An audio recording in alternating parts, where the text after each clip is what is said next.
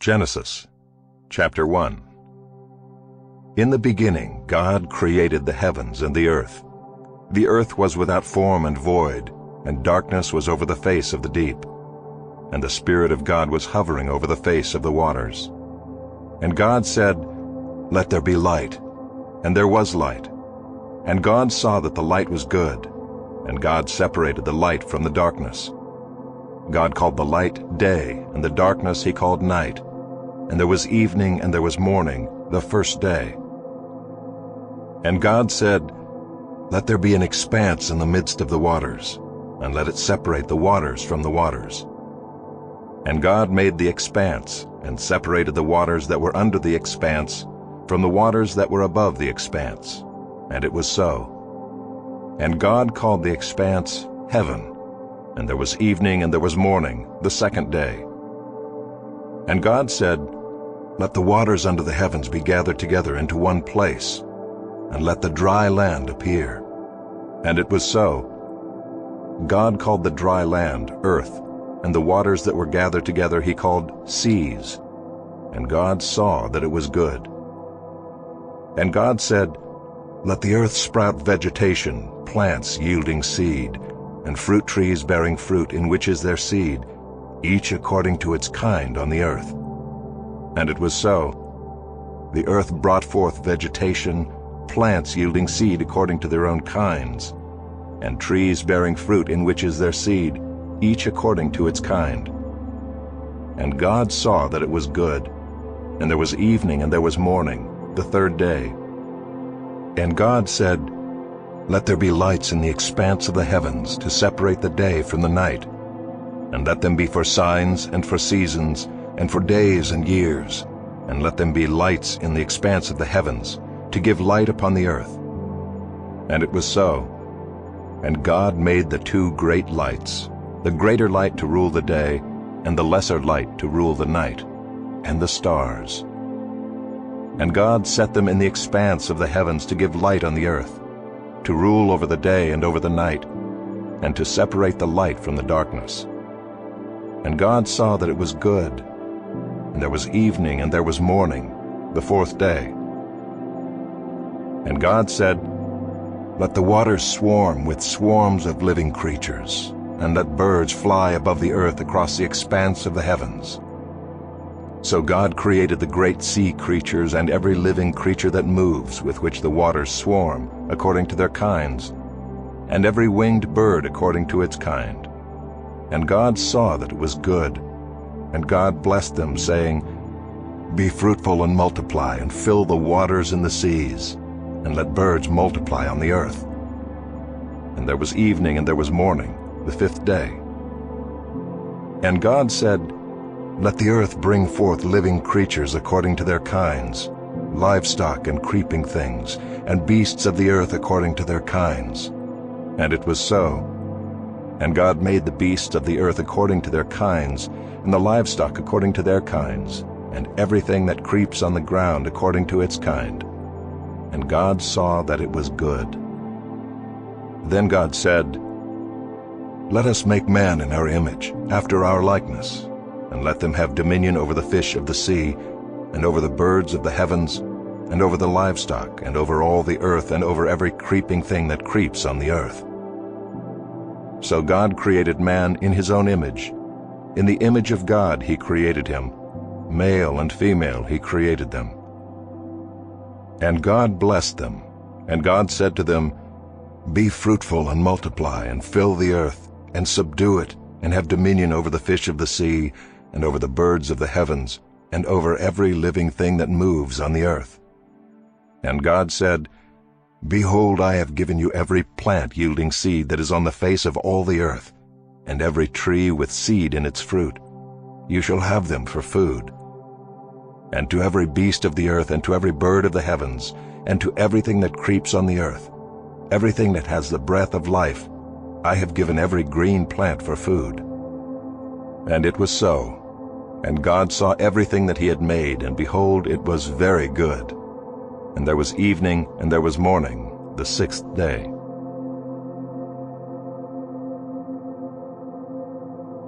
Chapter 2. Thus the heavens and the earth were finished, and all the host of them.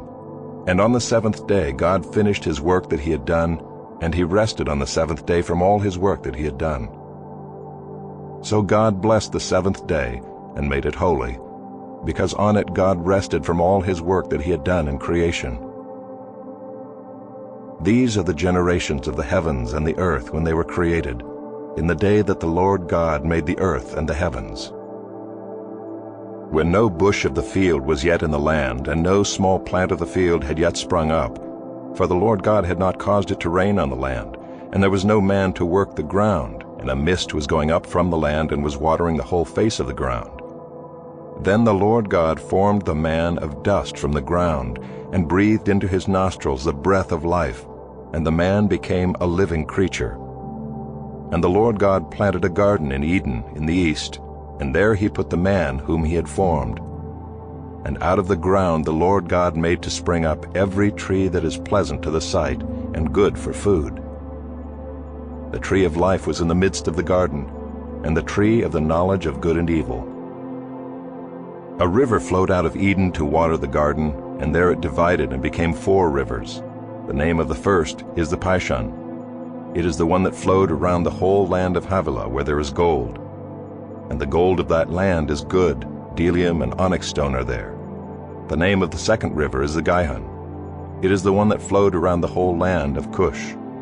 And the name of the third river is the Tigris, which flows east of Assyria. And the fourth river is the Euphrates. The Lord God took the man and put him in the Garden of Eden to work it and keep it. And the Lord God commanded the man, saying, You may surely eat of every tree of the garden, but of the tree of the knowledge of good and evil you shall not eat, for in the day that you eat of it you shall surely die. Then the Lord God said, It is not good that the man should be alone. I will make for him a helper fit for him. Now out of the ground the Lord God had formed every beast of the field and every bird of the heavens, and brought them to the man to see what he would call them. And whatever the man called every living creature, that was its name. The man gave names to all livestock and to the birds of the heavens and to every beast of the field. But for Adam there was not found a helper fit for him. So the Lord God caused a deep sleep to fall upon the man, and while he slept, took one of his ribs and closed up its place with flesh. And the rib that the Lord God had taken from the man he made into a woman, and brought her to the man. Then the man said, This at last is bone of my bones, and flesh of my flesh. She shall be called woman, because she was taken out of man. Therefore a man shall leave his father and his mother, and hold fast to his wife, and they shall become one flesh. And the man and his wife were both naked, and were not ashamed.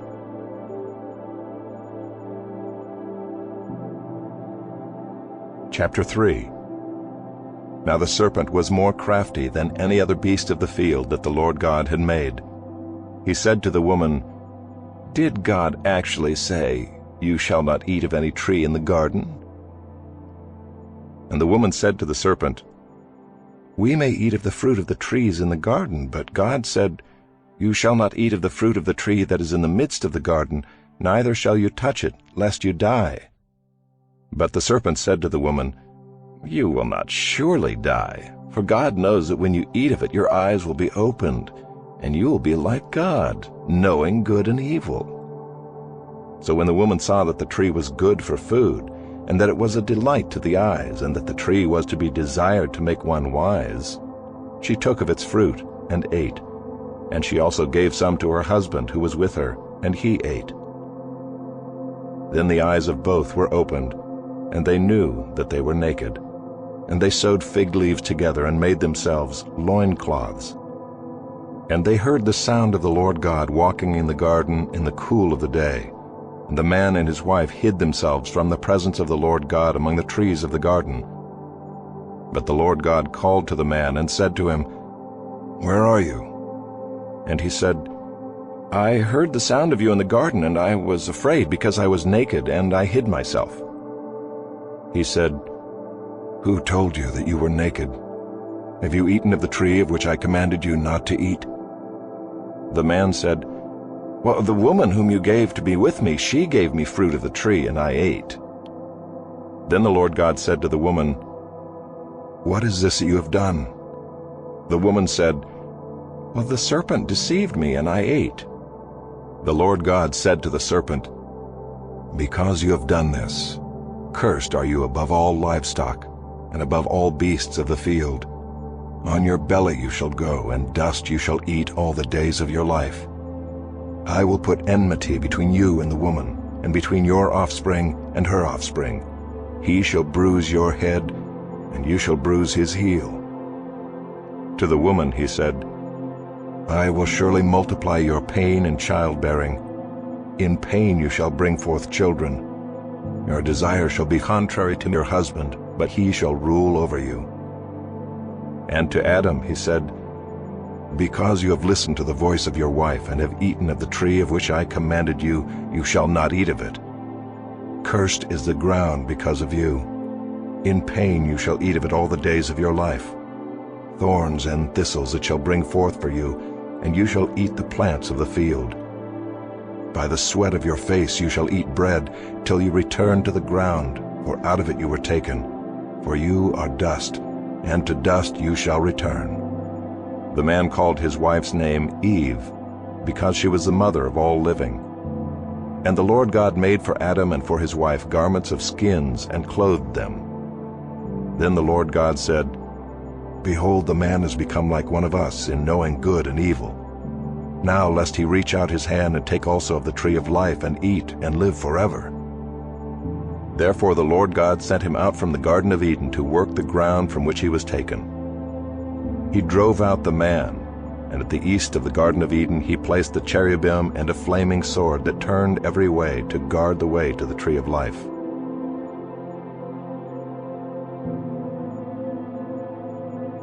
Chapter 4. Now Adam knew Eve his wife, and she conceived and bore Cain, saying, "I have gotten a man with the help of the Lord." And again she bore his brother Abel. Now Abel was a keeper of sheep, and Cain a worker of the ground.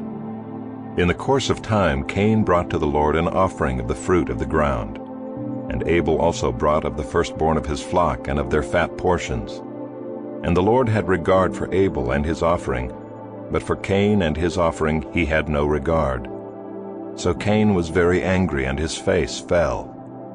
The Lord said to Cain, "Why are you angry, and why has your face fallen? If you do well, will you not be accepted? And if you do not do well, sin is crouching at the door. Its desire shall be contrary to you, but you must rule over it." Cain spoke to Abel his brother, and when they were in the field, Cain rose up against his brother Abel and killed him. Then the Lord said to Cain, "Where is Abel your brother?" He said, "I do not know. Am I my brother's keeper?" And the Lord said, "What have you done? The voice of your brother's blood is crying to me from the ground. And now you are cursed from the ground, which has opened its mouth to receive your brother's blood from your hand. When you work the ground, it shall no longer yield to you its strength. You shall be a fugitive and a wanderer on the earth." Cain said to the Lord, "My punishment is greater than I can bear. Behold, you have driven me today away from the ground, and from your face I shall be hidden. I shall be a fugitive and a wanderer on the earth, and whoever finds me will kill me." Then the Lord said to him, "Not so. If anyone kills Cain, vengeance shall be taken on him sevenfold." And the Lord put a mark on Cain, lest any who found him should attack him. Then Cain went away from the presence of the Lord, and settled in the land of Nod, east of Eden. Cain knew his wife, and she conceived and bore Enoch. When he built a city, he called the name of the city after the name of his son Enoch. To Enoch was born Irad, and Irad fathered Mehujael, and Mehujael fathered Methushael, and Methushael fathered Lamech. And Lamech took 2 wives. The name of the one was Ida, and the name of the other Zillah. Ida bore Jabal. He was the father of those who dwell in tents and have livestock. His brother's name was Jubal. He was the father of all those who play the lyre and pipe. Zillah also bore Tubal-Cain. He was the forger of all instruments of bronze and iron. The sister of Tubal-Cain was Naamah. Lamech said to his wives, Ida and Zillah, hear my voice, you wives of Lamech, listen to what I say. I have killed a man for wounding me, a young man for striking me. If Cain's revenge is sevenfold, then Lamech's is 77-fold. And Adam knew his wife again, and she bore a son, and called his name Seth. For she said, God has appointed for me another offspring instead of Abel, for Cain killed him. To Seth also a son was born, and he called his name Enosh. At that time people began to call upon the name of the Lord. Chapter 5. This is the book of the generations of Adam. When God created man, he made him in the likeness of God. Male and female he created them, and he blessed them and named them man when they were created. When Adam had lived 130 years, he fathered a son in his own likeness, after his image, and named him Seth. The days of Adam after he fathered Seth were 800 years, and he had other sons and daughters. Thus all the days that Adam lived were 930 years, and he died. When Seth had lived 105 years, he fathered Enosh. Seth lived after he fathered Enosh 807 years, and had other sons and daughters. Thus all the days of Seth were 912 years, and he died. When Enosh had lived 90 years, he fathered Kenan. Enosh lived after he fathered Kenan 815 years, and had other sons and daughters. Thus all the days of Enosh were 905 years, and he died. When Kenan had lived 70 years, he fathered Mahalalel. Kenan lived after he fathered Mahalalel 840 years, and had other sons and daughters. Thus all the days of Kenan were 910 years, and he died. When Mahalalel had lived 65 years, he fathered Jared. Mahalalel lived after he fathered Jared 830 years, and had other sons and daughters. Thus all the days of Mahalalel were 895 years, and he died. When Jared had lived 162 years, he fathered Enoch. Jared lived after he fathered Enoch 800 years, and had other sons and daughters. Thus all the days of Jared were 962 years, and he died. When Enoch had lived 65 years, he fathered Methuselah. Enoch walked with God after he fathered Methuselah 300 years, and had other sons and daughters. Thus all the days of Enoch were 365 years. Enoch walked with God, and he was not, for God took him. When Methuselah had lived 187 years, he fathered Lamech. Methuselah lived after he fathered Lamech 782 years, and had other sons and daughters. Thus all the days of Methuselah were 969 years, and he died. When Lamech had lived 182 years, he fathered a son and called his name Noah, saying, Out of the ground that the Lord has cursed, this one shall bring us relief from our work, and from the painful toil of our hands. Lamech lived after he fathered Noah 595 years, and had other sons and daughters. Thus all the days of Lamech were 777 years, and he died. After Noah was 500 years old, Noah fathered Shem, Ham, and Japheth. Chapter 6. When man began to multiply on the face of the land, and daughters were born to them, the sons of God saw that the daughters of man were attractive, and they took as their wives any they chose. Then the Lord said, My spirit shall not abide in man forever, for he is flesh. His days shall be 120 years. The Nephilim were on the earth in those days, and also afterward, when the sons of God came into the daughters of man, and they bore children to them. These were the mighty men who were of old, the men of renown. The Lord saw that the wickedness of man was great in the earth, and that every intention of the thoughts of his heart was only evil continually. And the Lord regretted that he had made man on the earth, and it grieved him to his heart. So the Lord said, I will blot out man whom I have created from the face of the land, man and animals and creeping things and birds of the heavens, for I am sorry that I have made them. But Noah found favor in the eyes of the Lord. These are the generations of Noah. Noah was a righteous man, blameless in his generation. Noah walked with God, and Noah had 3 sons, Shem, Ham, and Japheth. Now the earth was corrupt in God's sight, and the earth was filled with violence. And God saw the earth, and behold, it was corrupt, for all flesh had corrupted their way on the earth. And God said to Noah, I have determined to make an end of all flesh, for the earth is filled with violence through them. Behold, I will destroy them with the earth. Make yourself an ark of gopher wood. Make rooms in the ark, and cover it inside and out with pitch. This is how you are to make it. The length of the ark, 300 cubits, its breadth, 50 cubits, and its height, 30 cubits. Make a roof for the ark, and finish it to a cubit above, and set the door of the ark in its side. Make it with lower, second, and third decks. For behold, I will bring a flood of waters upon the earth, to destroy all flesh in which is the breath of life under heaven. Everything that is on the earth shall die. But I will establish my covenant with you, and you shall come into the ark, you, your sons, your wife, and your sons' wives with you. And of every living thing of all flesh, you shall bring 2 of every sort into the ark to keep them alive with you. They shall be male and female.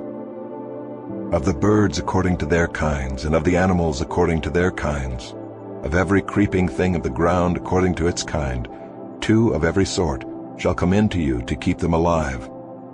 Also take with you every sort of food that is eaten, and store it up. It shall serve as food for you and for them. Noah did this. He did all that God commanded him.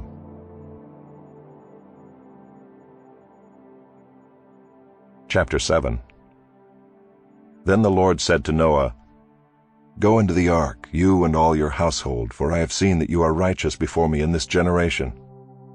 Take with you 7 pairs of all clean animals, the male and his mate, and a pair of the animals that are not clean, the male and his mate, and 7 pairs of the birds of the heavens also, male and female, to keep their offspring alive on the face of all the earth. For in 7 days I will send rain on the earth 40 days and 40 nights, and every living thing that I have made I will blot out from the face of the ground. And Noah did all that the Lord had commanded him. Noah was 600 years old when the flood of waters came upon the earth. And Noah and his sons and his wife and his sons' wives with him went into the ark to escape the waters of the flood. Of clean animals and of animals that are not clean, and of birds and of everything that creeps on the ground, 2 and 2, male and female, went into the ark with Noah as God had commanded Noah. And after 7 days, the waters of the flood came upon the earth. In the 600th year of Noah's life, in the 2nd month, on the 17th day of the month, on that day all the fountains of the great deep burst forth, and the windows of the heavens were opened. And rain fell upon the earth 40 days and 40 nights. On the very same day Noah and his sons, Shem and Ham and Japheth, and Noah's wife and the 3 wives of his sons with them, entered the ark, they and every beast according to its kind, and all the livestock according to their kinds, and every creeping thing that creeps on the earth according to its kind, and every bird according to its kind, every winged creature. They went into the ark with Noah, 2 and 2 of all flesh in which there was the breath of life. And those that entered, male and female of all flesh, went in as God had commanded him, and the Lord shut him in. The flood continued 40 days on the earth. The waters increased and bore up the ark, and it rose high above the earth. The waters prevailed and increased greatly on the earth, and the ark floated on the face of the waters. And the waters prevailed so mightily on the earth that all the high mountains under the whole heaven were covered. The waters prevailed above the mountains, covering them 15 cubits deep. And all flesh died that moved on the earth, birds, livestock, beasts, all swarming creatures that swarm on the earth, and all mankind. Everything on the dry land in whose nostrils was the breath of life died. He blotted out every living thing that was on the face of the ground, man and animals and creeping things and birds of the heavens. They were blotted out from the earth. Only Noah was left, and those who were with him in the ark. And the waters prevailed on the earth 150 days.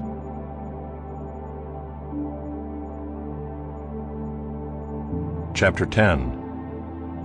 These are the generations of the sons of Noah, Shem, Ham, and Japheth. Sons were born to them after the flood. The sons of Japheth: Gomer, Magog, Madai, Javan, Tubal, Meshech, and Tyrus. The sons of Gomer: Ashkenaz, Riphath, and Togarmah. The sons of Javan: Elisha, Tarshish, Kittim, and Dodanim. From these the coastland peoples spread in their lands, each with his own language, by their clans in their nations. The sons of Ham: Cush, Egypt, Put, and Canaan. The sons of Cush: Seba, Havilah, Sabta, Raamah, and Sabtika. The sons of Raamah: Sheba and Dedan. Cush fathered Nimrod. He was the first on earth to be a mighty man. He was a mighty hunter before the Lord. Therefore it is said, like Nimrod, a mighty hunter before the Lord. The beginning of his kingdom was Babel, Erech, Akkad, and Calneh in the land of Shinar. From that land he went into Assyria and built Nineveh, Rehoboth-ir, Calah, and Rezin between Nineveh and Calah. That is the great city. Egypt fathered Ludim, Anamim, Lehabim, Naphtuhim, Pathrusim, Casluhim, from whom the Philistines came, and Caphtorim. Canaan fathered Sidon his firstborn, and Heth, and the Jebusites, the Amorites, the Girgashites, the Hivites, the Arkites, the Sinites, the Arvadites, the Zemarites, and the Hamathites. Afterward the clans of the Canaanites dispersed, and the territory of the Canaanites extended from Sidon in the direction of Gerar as far as Gaza, and in the direction of Sodom, Gomorrah, Admah, and Zeboim as far as Lasha. These are the sons of Ham by their clans, their languages, their lands, and their nations. To Shem also, the father of all the children of Eber, the elder brother of Japheth, children were born. The sons of Shem: Elam, Asher, Arpachshad, Lud, and Aram. The sons of Aram: Uz, Hul, Gether, and Mash. Arpachshad fathered Shelah, and Shelah fathered Eber. To Eber were born two sons. The name of the one was Peleg, for in his days the earth was divided, and his brother's name was Joktan. Joktan fathered Almodad, Sheleph, Hazarmaveth, Jerah, Adoram, Uzal, Diklah, Obal, Abimiel, Sheba, Ophir, Havilah, and Jobab. All these were the sons of Joktan. The territory in which they lived extended from Mesha in the direction of Sephar to the hill country of the east. These are the sons of Shem by their clans, their languages, their lands, and their nations. These are the clans of the sons of Noah according to their genealogies, in their nations, and from these the nations spread abroad on the earth after the flood.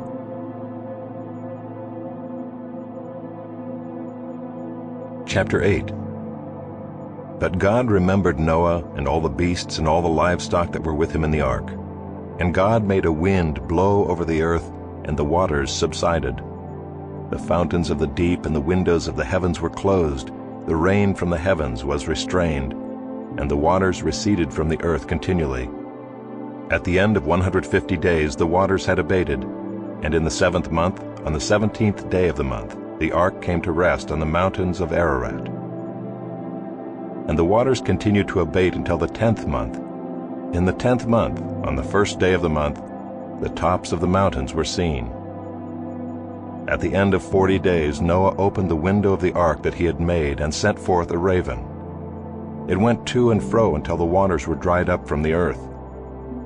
Then he sent forth a dove from him to see if the waters had subsided from the face of the ground.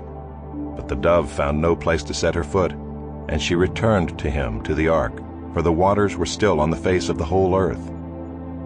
So he put out his hand and took her and brought her into the ark with him. He waited another 7 days, and again he sent forth a dove out of the ark.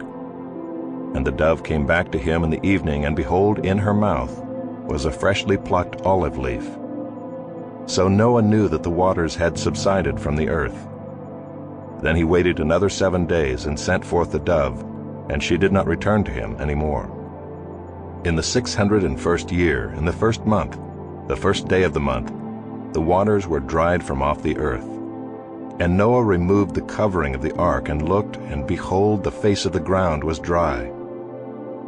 In the 2nd month, on the 27th day of the month, the earth had dried out. Then God said to Noah, "Go out from the ark, you and your wife and your sons wives with you. Bring out with you every living thing that is with you of all flesh, birds and animals and every creeping thing that creeps on the earth, that they may swarm on the earth and be fruitful and multiply on the earth." So Noah went out, and his sons and his wife and his sons' wives with him. Every beast, every creeping thing, and every bird, everything that moves on the earth, went out by families from the ark. Then Noah built an altar to the Lord, and took some of every clean animal and some of every clean bird, and offered burnt offerings on the altar. And when the Lord smelled the pleasing aroma, the Lord said in his heart, "I will never again curse the ground because of man, for the intention of man's heart is evil from his youth. Neither will I ever again strike down every living creature as I have done. While the earth remains, seed time and harvest, cold and heat, summer and winter, day and night shall not cease."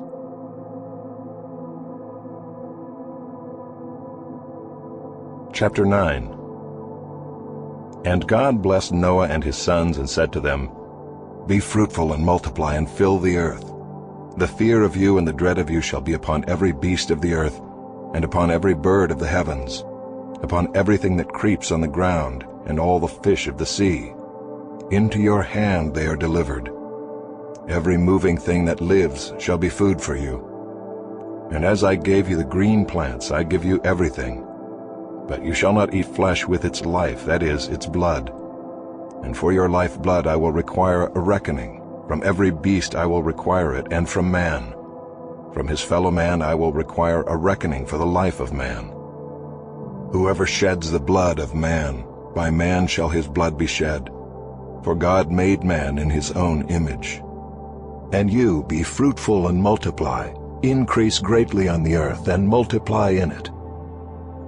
Then God said to Noah and to his sons with him, "Behold, I establish my covenant with you and your offspring after you, and with every living creature that is with you, the birds, the livestock, and every beast of the earth with you, as many as came out of the ark. It is for every beast of the earth. I establish my covenant with you that never again shall all flesh be cut off by the waters of the flood, and never again shall there be a flood to destroy the earth." And God said, "This is the sign of the covenant that I make between me and you and every living creature that is with you, for all future generations. I have set my bow in the cloud, and it shall be a sign of the covenant between me and the earth. When I bring clouds over the earth, and the bow is seen in the clouds, I will remember my covenant that is between me and you and every living creature of all flesh. And the waters shall never again become a flood to destroy all flesh. When the bow is in the clouds, I will see it and remember the everlasting covenant between God and every living creature of all flesh that is on the earth." God said to Noah, "This is the sign of the covenant that I have established between me and all flesh that is on the earth." The sons of Noah who went forth from the ark were Shem, Ham, and Japheth. Ham was the father of Canaan. These three were the sons of Noah, and from these the people of the whole earth were dispersed. Noah began to be a man of the soil, and he planted a vineyard. He drank of the wine and became drunk and lay uncovered in his tent. And Ham, the father of Canaan, saw the nakedness of his father and told his two brothers outside. Then Shem and Japheth took a garment, laid it on both their shoulders, and walked backward and covered the nakedness of their father. Their faces were turned backward, and they did not see their father's nakedness. When Noah awoke from his wine and knew what his youngest son had done to him, he said, "Cursed be Canaan, a servant of servants shall he be to his brothers." He also said, "Blessed be the Lord, the God of Shem, and let Canaan be his servant. May God enlarge Japheth, and let him dwell in the tents of Shem, and let Canaan be his servant." After the flood, Noah lived 350 years. All the days of Noah were 950 years, and he died.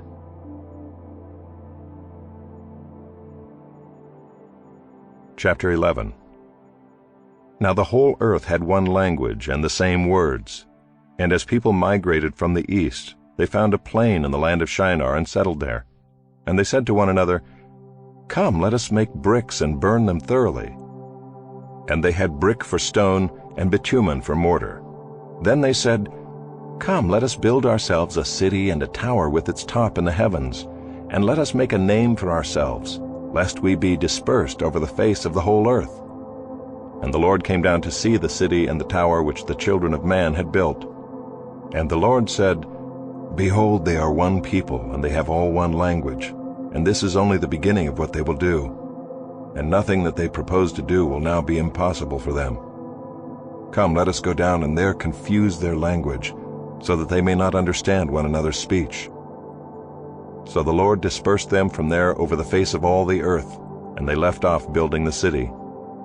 Therefore its name was called Babel, because there the Lord confused the language of all the earth. And from there the Lord dispersed them over the face of all the earth. These are the generations of Shem. When Shem was 100 years old, he fathered Arpachshad 2 years after the flood. And Shem lived after he fathered Arpachshad 500 years, and had other sons and daughters. When Arpachshad had lived 35 years, he fathered Shelah. And Arpachshad lived after he fathered Shelah 403 years, and had other sons and daughters. When Shelah had lived 30 years, he fathered Eber. And Shelah lived after he fathered Eber 403 years, and had other sons and daughters. When Eber had lived 34 years, he fathered Peleg. And Eber lived after he fathered Peleg 430 years, and had other sons and daughters. When Peleg had lived 30 years, he fathered Reu. And Peleg lived after he fathered Reu 209 years, and had other sons and daughters. When Reu had lived 32 years, he fathered Serug. And Reu lived after he fathered Serug 207 years, and had other sons and daughters. When Serug had lived 30 years, he fathered Nahor. And Serug lived after he fathered Nahor 200 years, and had other sons and daughters. When Nahor had lived 29 years, he fathered Terah. And Nahor lived after he fathered Terah 119 years, and had other sons and daughters. When Terah had lived 70 years, he fathered Abram, Nahor, and Haran. Now these are the generations of Terah. Terah fathered Abram, Nahor, and Haran fathered Lot. Haran died in the presence of his father Terah in the land of his kindred, in Ur of the Chaldeans. And Abram and Nahor took wives. The name of Abram's wife was Sarai, and the name of Nahor's wife Milcah, the daughter of Haran, the father of Milcah and Iscah. Now Sarai was barren, she had no child. Terah took Abram his son, and Lot the son of Haran his grandson, and Sarai his daughter-in-law, his son Abram's wife. And they went forth together from Ur of the Chaldeans to go into the land of Canaan. But when they came to Haran, they settled there. The days of Terah were 205 years, and Terah died in Haran.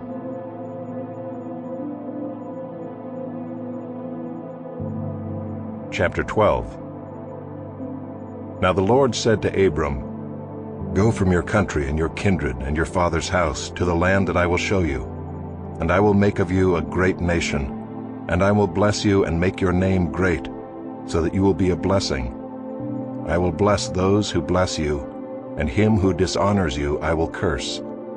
And in you all the families of the earth shall be blessed." So Abram went as the Lord had told him, and Lot went with him. Abram was 75 years old when he departed from Haran.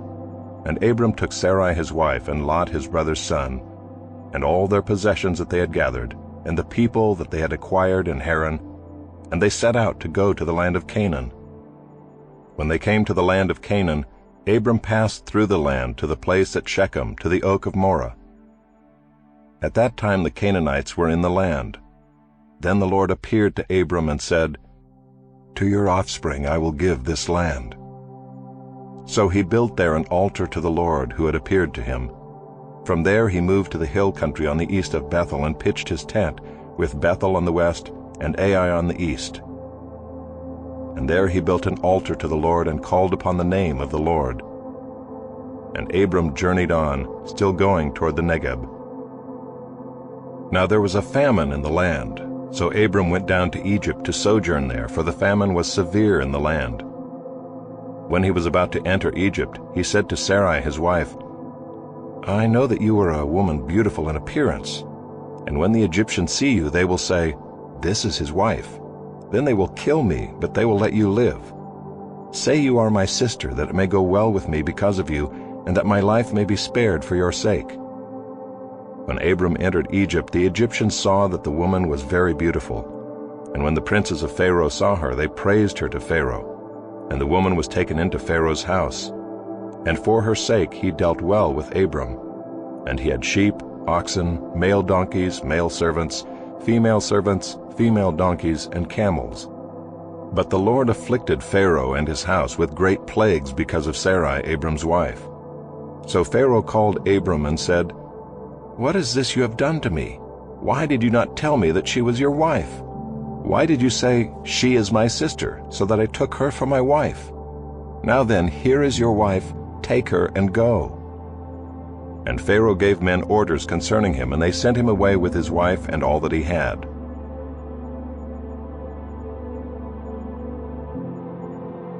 Chapter 13. So Abram went up from Egypt, he and his wife and all that he had, and Lot with him, into the Negeb. Now Abram was very rich in livestock, in silver, and in gold.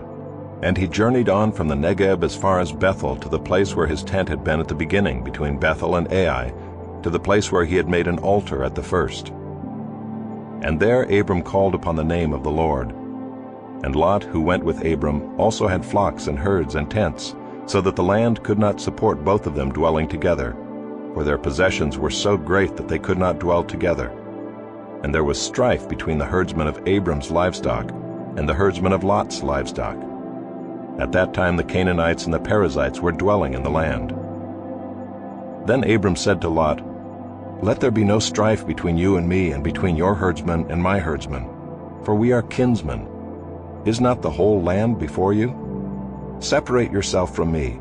If you take the left hand, then I will go to the right, or if you take the right hand, then I will go to the left. And Lot lifted up his eyes and saw that the Jordan Valley was well watered everywhere, like the garden of the Lord, like the land of Egypt in the direction of Zoar. This was before the Lord destroyed Sodom and Gomorrah. So Lot chose for himself all the Jordan Valley, and Lot journeyed east. Thus they separated from each other. Abram settled in the land of Canaan, while Lot settled among the cities of the valley, and moved his tent as far as Sodom. Now the men of Sodom were wicked, great sinners against the Lord. The Lord said to Abram, after Lot had separated from him, Lift up your eyes and look from the place where you are, northward and southward and eastward and westward. For all the land that you see I will give to you and to your offspring forever. I will make your offspring as the dust of the earth, so that if one can count the dust of the earth, your offspring also can be counted. Arise, walk through the length and the breadth of the land, for I will give it to you. So Abram moved his tent and came and settled by the oaks of Mamre, which are at Hebron, and there he built an altar to the Lord.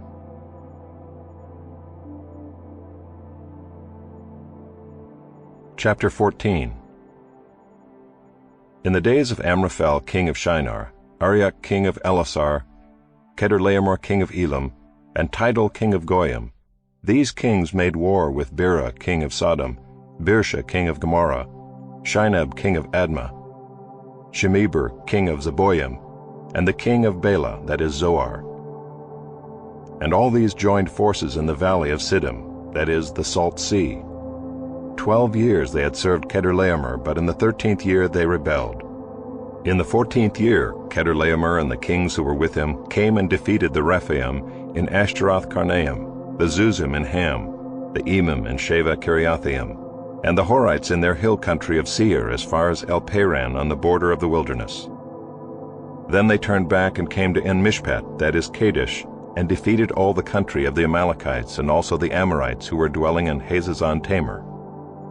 Then the king of Sodom, the king of Gomorrah, the king of Admah, the king of Zeboim, and the king of Bela, that is Zoar, went out, and they joined battle in the valley of Siddim with Kedorlaomer king of Elam, Tidal king of Goyim, Amraphel king of Shinar, and Arioch king of Elasar, 4 kings against 5. Now the valley of Siddim was full of bitumen pits, and as the kings of Sodom and Gomorrah fled, some fell into them, and the rest fled to the hill country. So the enemy took all the possessions of Sodom and Gomorrah, and all their provisions, and went their way. They also took Lot, the son of Abram's brother, who was dwelling in Sodom, and his possessions, and went their way. Then one who had escaped came and told Abram the Hebrew, who was living by the oaks of Mamre the Amorite, brother of Eshcol and of Aner. These were allies of Abram. When Abram heard that his kinsman had been taken captive, he led forth his trained men born in his house, 318 of them, and went in pursuit as far as Dan.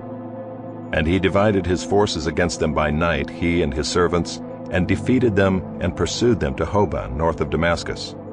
Then he brought back all the possessions, and also brought back his kinsman Lot with his possessions, and the women and the people. After his return from the defeat of Kedorlaomer and the kings who were with him, the king of Sodom went out to meet him at the valley of Shaveh, that is the king's valley. And Melchizedek king of Salem brought out bread and wine. He was priest of God Most High. And he blessed him and said, Blessed be Abram by God Most High, possessor of heaven and earth. And blessed be God Most High, who has delivered your enemies into your hand. And Abram gave him 1/10 of everything. And the king of Sodom said to Abram, Give me the persons, but take the goods for yourself. But Abram said to the king of Sodom, I have lifted my hand to the Lord, God Most High, possessor of heaven and earth, that I would not take a thread or a sandal strap or anything that is yours, lest you should say, I have made Abram rich. I will take nothing but what the young men have eaten, and the share of the men who went with me. Let Aner, Eshcol, and Mamre take their share.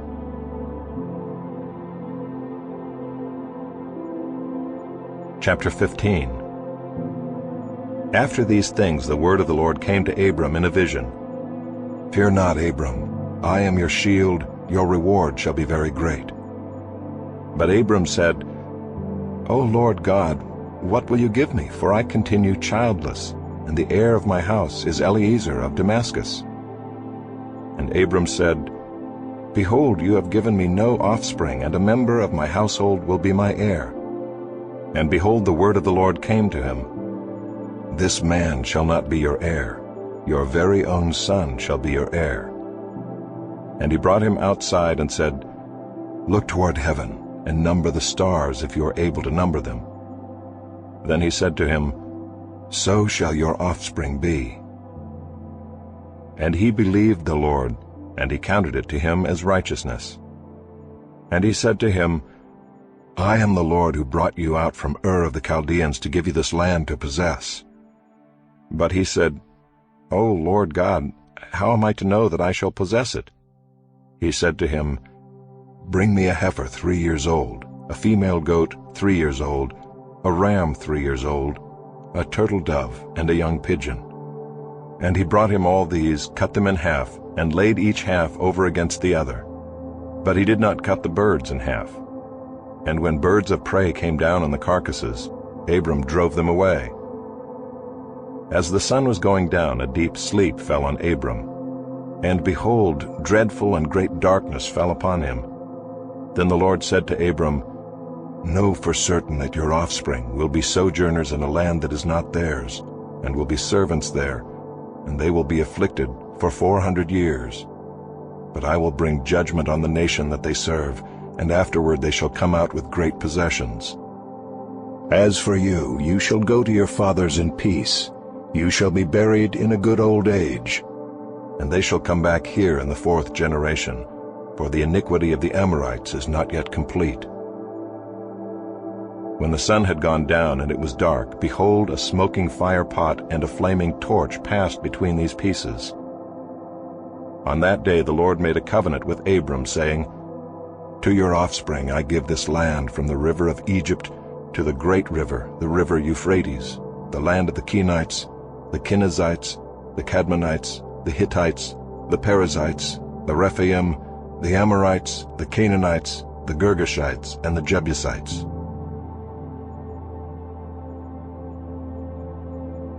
Chapter 16. Now Sarai, Abram's wife, had borne him no children.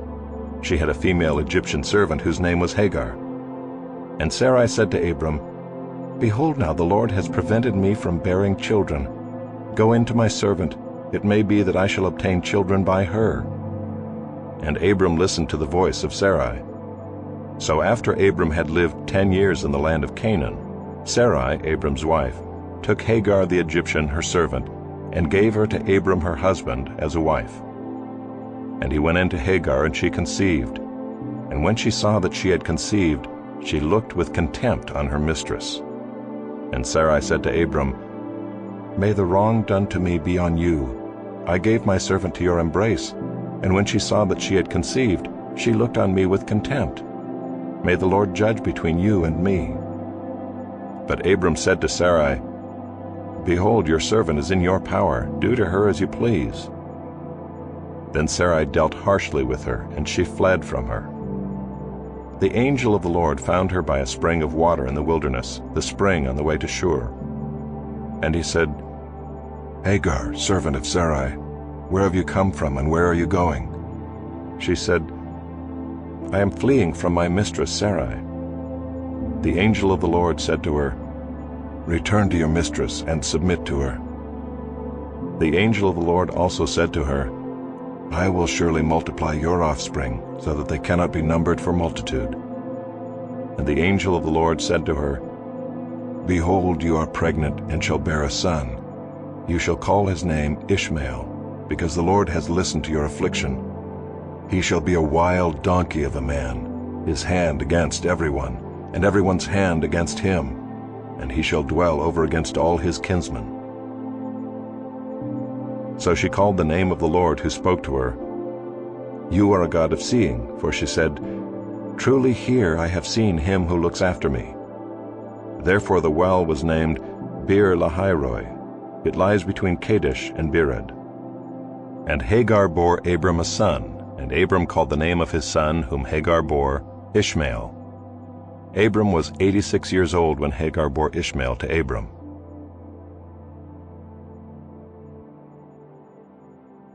Chapter 17. When Abram was 99 years old, the Lord appeared to Abram and said to him, I am God Almighty. Walk before me and be blameless, that I may make my covenant between me and you, and may multiply you greatly. Then Abram fell on his face. And God said to him, Behold, my covenant is with you, and you shall be the father of a multitude of nations. No longer shall your name be called Abram, but your name shall be Abraham, for I have made you the father of a multitude of nations. I will make you exceedingly fruitful, and I will make you into nations, and kings shall come from you. And I will establish my covenant between me and you and your offspring after you throughout their generations, for an everlasting covenant, to be God to you and to your offspring after you. And I will give to you and to your offspring after you the land of your sojournings, all the land of Canaan, for an everlasting possession, and I will be their God. And God said to Abraham, As for you, you shall keep my covenant, you and your offspring after you throughout their generations. This is my covenant, which you shall keep between me and you and your offspring after you. Every male among you shall be circumcised. You shall be circumcised in the flesh of your foreskins, and it shall be a sign of the covenant between me and you. He who is 8 days old among you shall be circumcised. Every male throughout your generations, whether born in your house or bought with your money from any foreigner who is not of your offspring, both he who is born in your house and he who is bought with your money shall surely be circumcised. So shall my covenant be in your flesh, an everlasting covenant. Any uncircumcised male who is not circumcised in the flesh of his foreskin shall be cut off from his people. He has broken my covenant. And God said to Abraham, As for Sarai your wife, you shall not call her name Sarai, but Sarah shall be her name. I will bless her, and moreover I will give you a son by her. I will bless her, and she shall become nations. Kings of peoples shall come from her. Then Abraham fell on his face and laughed and said to himself, "Shall a child be born to a man who is 100 years old? Shall Sarah, who is 90 years old, bear a child?" And Abraham said to God, "Oh, that Ishmael might live before you." God said, "No, but Sarah your wife shall bear you a son, and you shall call his name Isaac. I will establish my covenant with him as an everlasting covenant for his offspring after him. As for Ishmael, I have heard you. Behold, I have blessed him and will make him fruitful and multiply him greatly. He shall father 12 princes, and I will make him into a great nation.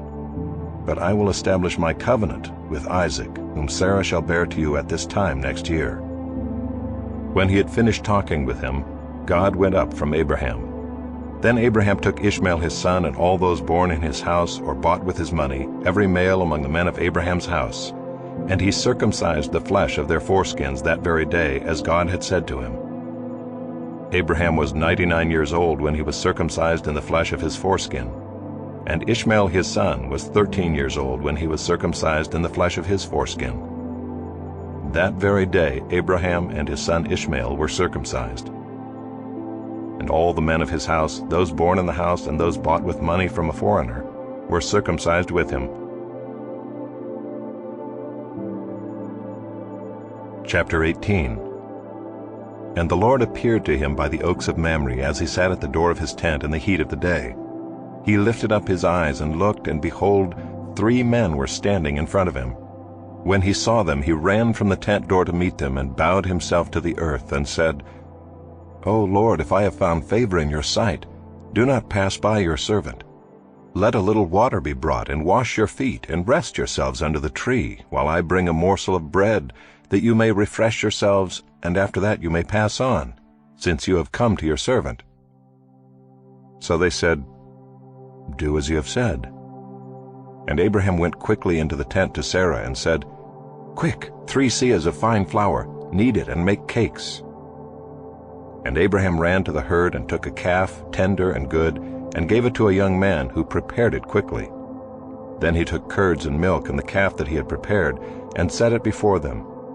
And he stood by them under the tree while they ate. They said to him, "Where is Sarah your wife?" And he said, "She is in the tent." The Lord said, "I will surely return to you about this time next year, and Sarah your wife shall have a son." And Sarah was listening at the tent door behind him. Now Abraham and Sarah were old, advanced in years. The way of women had ceased to be with Sarah. So Sarah laughed to herself, saying, "After I am worn out, and my Lord is old, shall I have pleasure?" The Lord said to Abraham, "Why did Sarah laugh and say, 'Shall I indeed bear a child now that I am old?' Is anything too hard for the Lord? At the appointed time I will return to you about this time next year, and Sarah shall have a son." But Sarah denied it, saying, "I did not laugh," for she was afraid. He said, "No, but you did laugh." Then the men set out from there, and they looked down toward Sodom, and Abraham went with them to set them on their way. The Lord said, "Shall I hide from Abraham what I am about to do, seeing that Abraham shall surely become a great and mighty nation, and all the nations of the earth shall be blessed in him?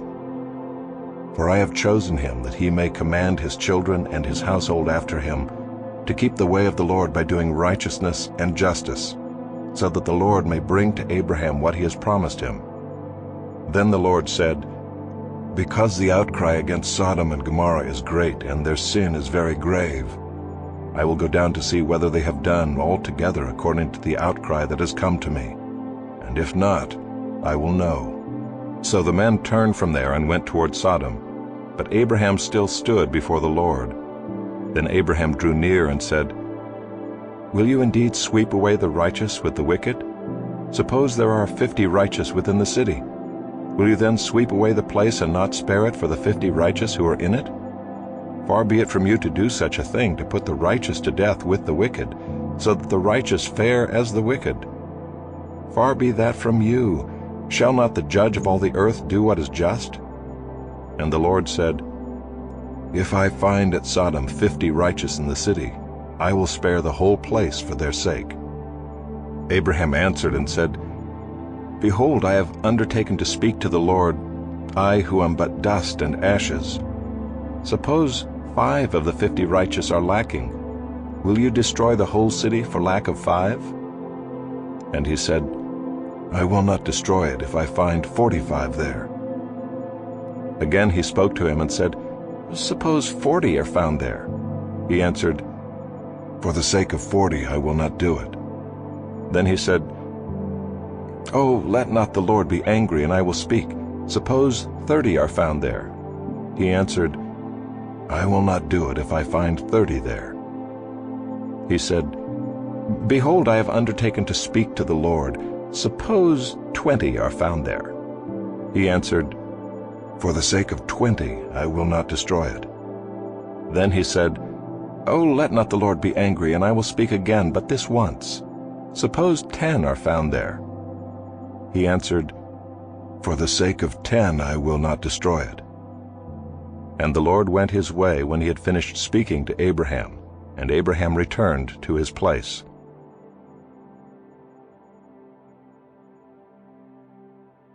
Chapter 19. The 2 angels came to Sodom in the evening, and Lot was sitting in the gate of Sodom. When Lot saw them, he rose to meet them and bowed himself with his face to the earth and said, "My lords, please turn aside to your servant's house and spend the night and wash your feet. Then you may rise up early and go on your way." They said, "No, we will spend the night in the town square." But he pressed them strongly, so they turned aside to him and entered his house. And he made them a feast and baked unleavened bread, and they ate. But before they lay down, the men of the city, the men of Sodom, both young and old, all the people to the last man, surrounded the house. And they called to Lot, "Where are the men who came to you tonight? Bring them out to us, that we may know them."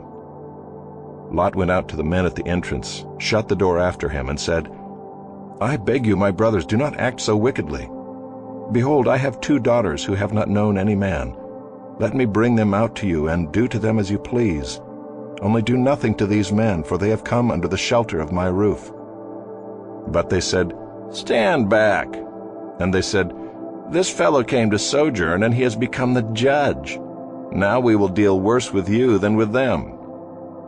Then they pressed hard against the man Lot and drew near to break the door down. But the men reached out their hands and brought Lot into the house with them and shut the door. And they struck with blindness the men who were at the entrance of the house, both small and great, so that they wore themselves out groping for the door. Then the men said to Lot, "Have you anyone else here? Sons-in-law, sons, daughters, or anyone you have in the city, bring them out of the place, for we are about to destroy this place, because the outcry against its people has become great before the Lord, and the Lord has sent us to destroy it." So Lot went out and said to his sons-in-law who were to marry his daughters, "Up, get out of this place, for the Lord is about to destroy the city." But he seemed to his sons-in-law to be jesting.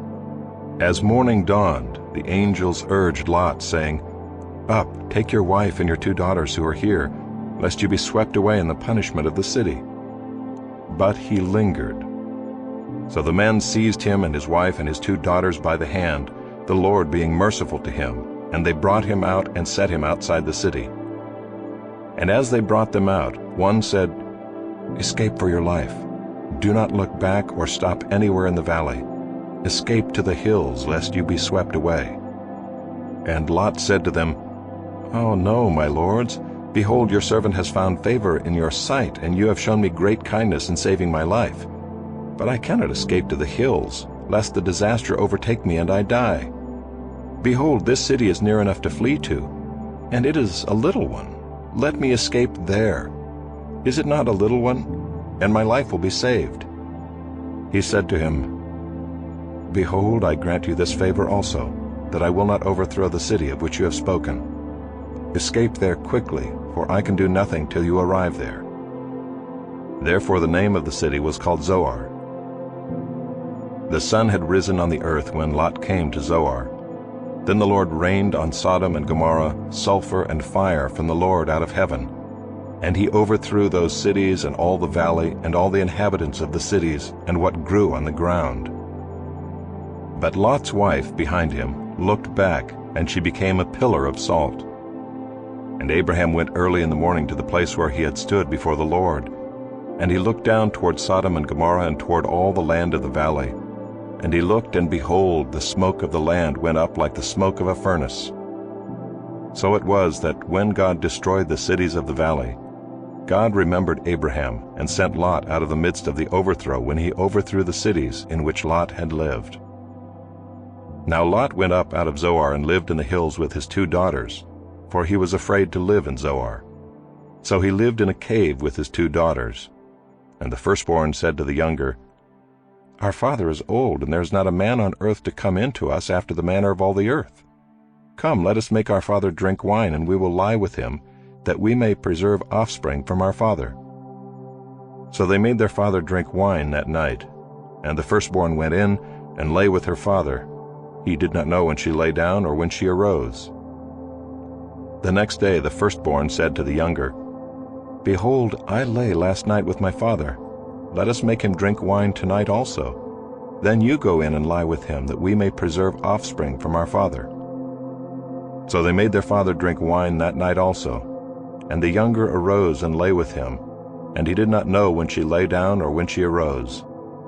Thus both the daughters of Lot became pregnant by their father. The firstborn bore a son and called his name Moab.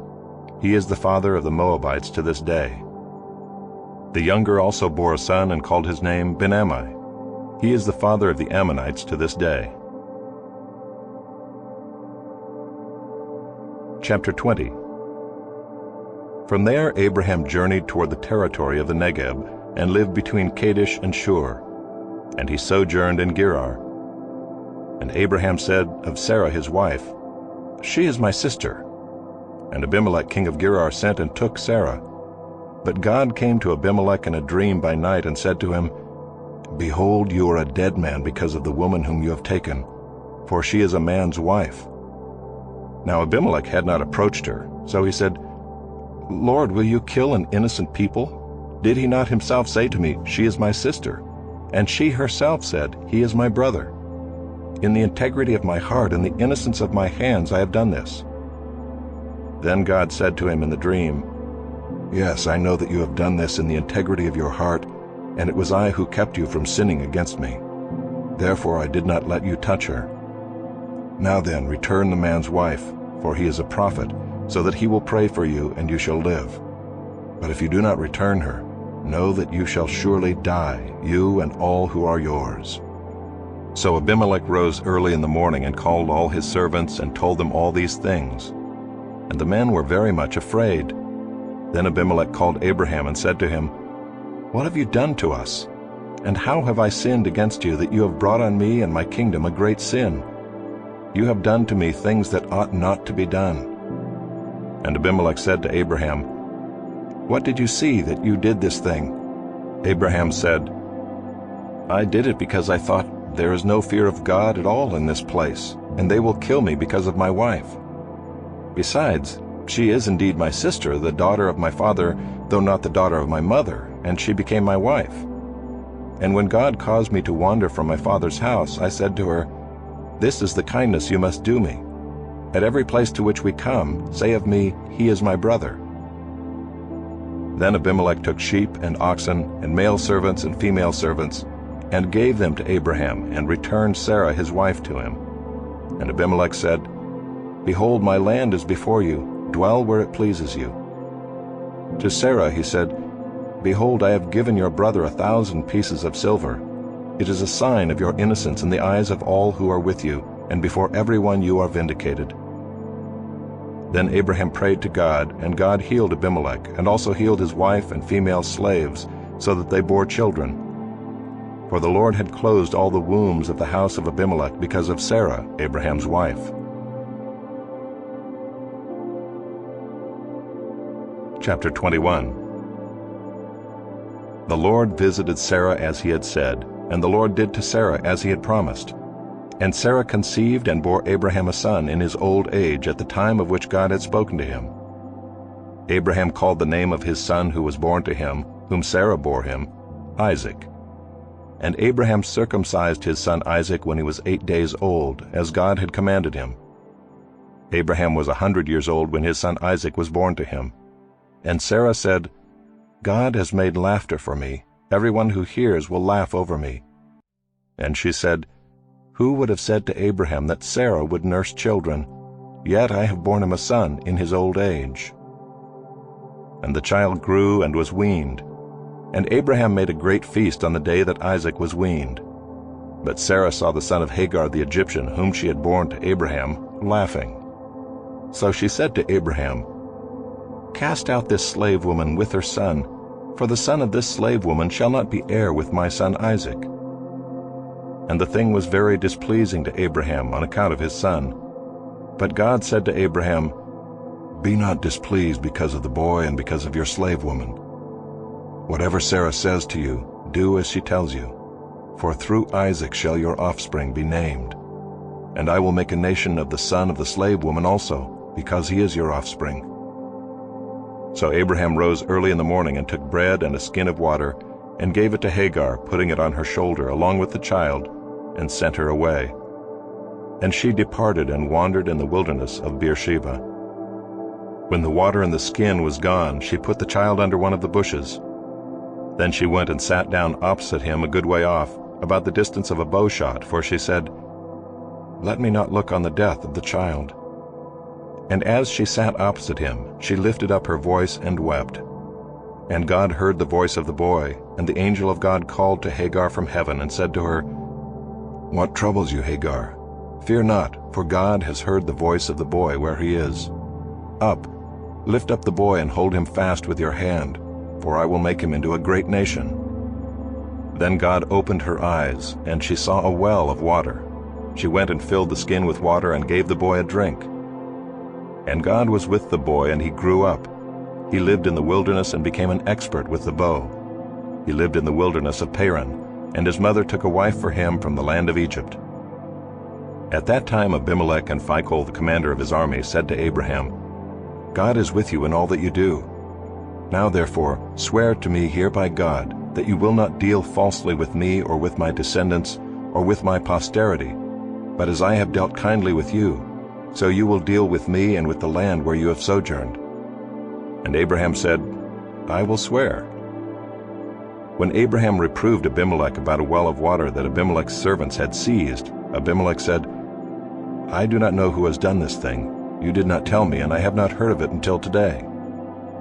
So Abraham took sheep and oxen and gave them to Abimelech, and the two men made a covenant.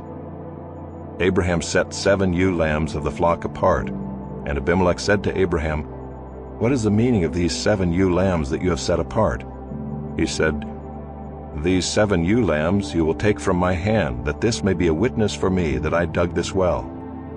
Therefore that place was called Beersheba, because there both of them swore an oath. So they made a covenant at Beersheba. Then Abimelech and Phicol, the commander of his army, rose up and returned to the land of the Philistines. Abraham planted a tamarisk tree in Beersheba and called there on the name of the Lord, the everlasting God. And Abraham sojourned many days in the land of the Philistines. Chapter 22. After these things God tested Abraham and said to him, Abraham. And he said, Here I am. He said, Take your son, your only son Isaac, whom you love, and go to the land of Moriah, and offer him there as a burnt offering on one of the mountains of which I shall tell you. So Abraham rose early in the morning, saddled his donkey, and took 2 of his young men with him and his son Isaac. And he cut the wood for the burnt offering, and arose and went to the place of which God had told him. On the 3rd day Abraham lifted up his eyes and saw the place from afar. Then Abraham said to his young men, Stay here with the donkey. I and the boy will go over there and worship and come again to you. And Abraham took the wood of the burnt offering and laid it on Isaac his son. And he took in his hand the fire and the knife. So they went both of them together. And Isaac said to his father Abraham, My father. And he said, Here I am, my son. He said, Behold, the fire and the wood, but where is the lamb for a burnt offering? Abraham said, God will provide for himself the lamb for a burnt offering, my son. So they went both of them together. When they came to the place of which God had told him, Abraham built the altar there and laid the wood in order and bound Isaac his son and laid him on the altar on top of the wood. Then Abraham reached out his hand and took the knife to slaughter his son. But the angel of the Lord called to him from heaven and said, Abraham, Abraham. And he said, Here I am. He said, Do not lay your hand on the boy or do anything to him, for now I know that you fear God, seeing you have not withheld your son, your only son, from me. And Abraham lifted up his eyes and looked, and behold, behind him was a ram caught in a thicket by his horns. And Abraham went and took the ram and offered it up as a burnt offering instead of his son. So Abraham called the name of that place, The Lord will provide. As it is said to this day, On the mount of the Lord it shall be provided. And the angel of the Lord called to Abraham a second time from heaven and said, By myself I have sworn, declares the Lord, because you have done this and have not withheld your son, your only son, I will surely bless you, and I will surely multiply your offspring as the stars of heaven and as the sand that is on the seashore. And your offspring shall possess the gate of his enemies, and in your offspring shall all the nations of the earth be blessed, because you have obeyed my voice. So Abraham returned to his young men, and they arose and went together to Beersheba. And Abraham lived at Beersheba. Now after these things it was told to Abraham, Behold, Milcah also has borne children to your brother Nahor, Buz his firstborn, Buz his brother, Kemuel the father of Aram, Kesed, Hazo, Pildash, Jidlaph, and Bethuel. Bethuel fathered Rebekah. These 8 Milcah bore to Nahor, Abraham's brother. Moreover his concubine, whose name was Reumah, bore Tebah, Gaham, Tahash, and Maacah. Chapter 23. Sarah lived 127 years. These were the years of the life of Sarah. And Sarah died at Kiriath Arba, that is Hebron, in the land of Canaan. And Abraham went in to mourn for Sarah and to weep for her. And Abraham rose up from before his dead and said to the Hittites, I am a sojourner and foreigner among you. Give me property among you for a burying place, that I may bury my dead out of my sight. The Hittites answered Abraham, Hear us, my lord, you are a prince of God among us. Bury your dead in the choicest of our tombs. None of us will withhold from you his tomb to hinder you from burying your dead. Abraham rose and bowed to the Hittites, the people of the land. And he said to them, If you are willing that I should bury my dead out of my sight, hear me and entreat for me Ephron the son of Zohar, that he may give me the cave of Machpelah which he owns. It is at the end of his field. For the full price let him give it to me in your presence as property for a burying place. Now Ephron was sitting among the Hittites, and Ephron the Hittite answered Abraham in the hearing of the Hittites, of all who went in at the gate of his city, No, my lord, hear me. I give you the field, and I give you the cave that is in it. In the sight of the sons of my people I give it to you. Bury your dead. Then Abraham bowed down before the people of the land. And he said to Ephron in the hearing of the people of the land, But if you will, hear me. I give the price of the field. Accept it from me, that I may bury my dead there. Ephron answered Abraham, My lord, listen to me. A piece of land worth 400 shekels of silver. What is that between you and me? Bury your dead. Abraham listened to Ephron, and Abraham weighed out for Ephron the silver that he had named in the hearing of the Hittites, 400 shekels of silver, according to the weights current among the merchants. So the field of Ephron in Machpelah, which was to the east of Mamre, the field with the cave that was in it and all the trees that were in the field throughout its whole area, was made over to Abraham as a possession in the presence of the Hittites, before all who went in at the gate of his city. After this, Abraham buried Sarah his wife in the cave of the field of Machpelah east of Mamre, that is Hebron, in the land of Canaan. The field and the cave that is in it were made over to Abraham as property for a burying place by the Hittites.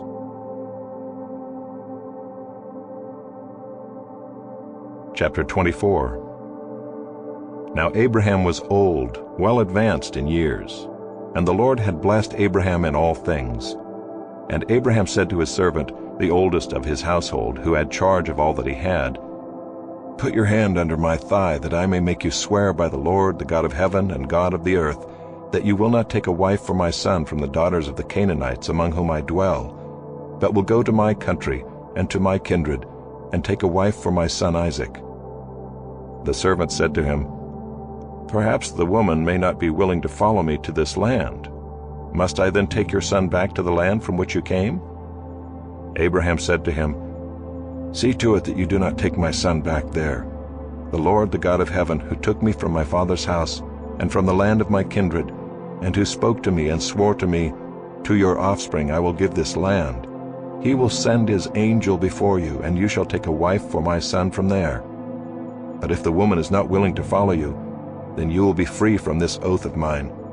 Only you must not take my son back there." So the servant put his hand under the thigh of Abraham his master, and swore to him concerning this matter. Then the servant took 10 of his master's camels and departed, taking all sorts of choice gifts from his master, and he arose and went to Mesopotamia, to the city of Nahor. And he made the camels kneel down outside the city by the well of water at the time of evening, the time when women go out to draw water.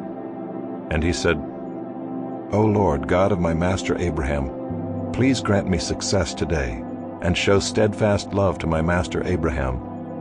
Behold, I am standing by the spring of water, and the daughters of the men of the city are coming out to draw water. Let the young woman to whom I shall say, 'Please let down your jar that I may drink,' and who shall say, 'Drink, and I will water your camels,' let her be the one whom you have appointed for your servant Isaac.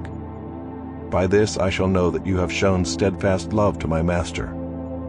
Before he had finished speaking, behold, Rebekah, who was born to Bethuel the son of Milcah, the wife of Nahor, Abraham's brother, came out with her water jar on her shoulder.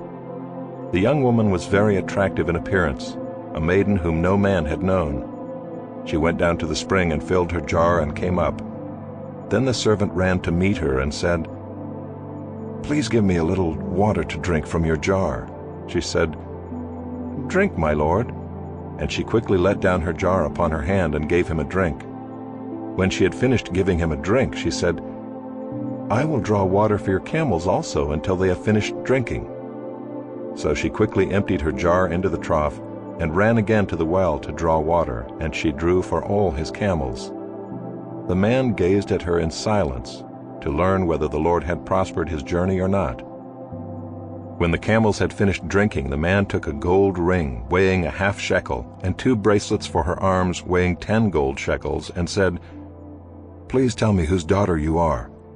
Is there room in your father's house for us to spend the night?"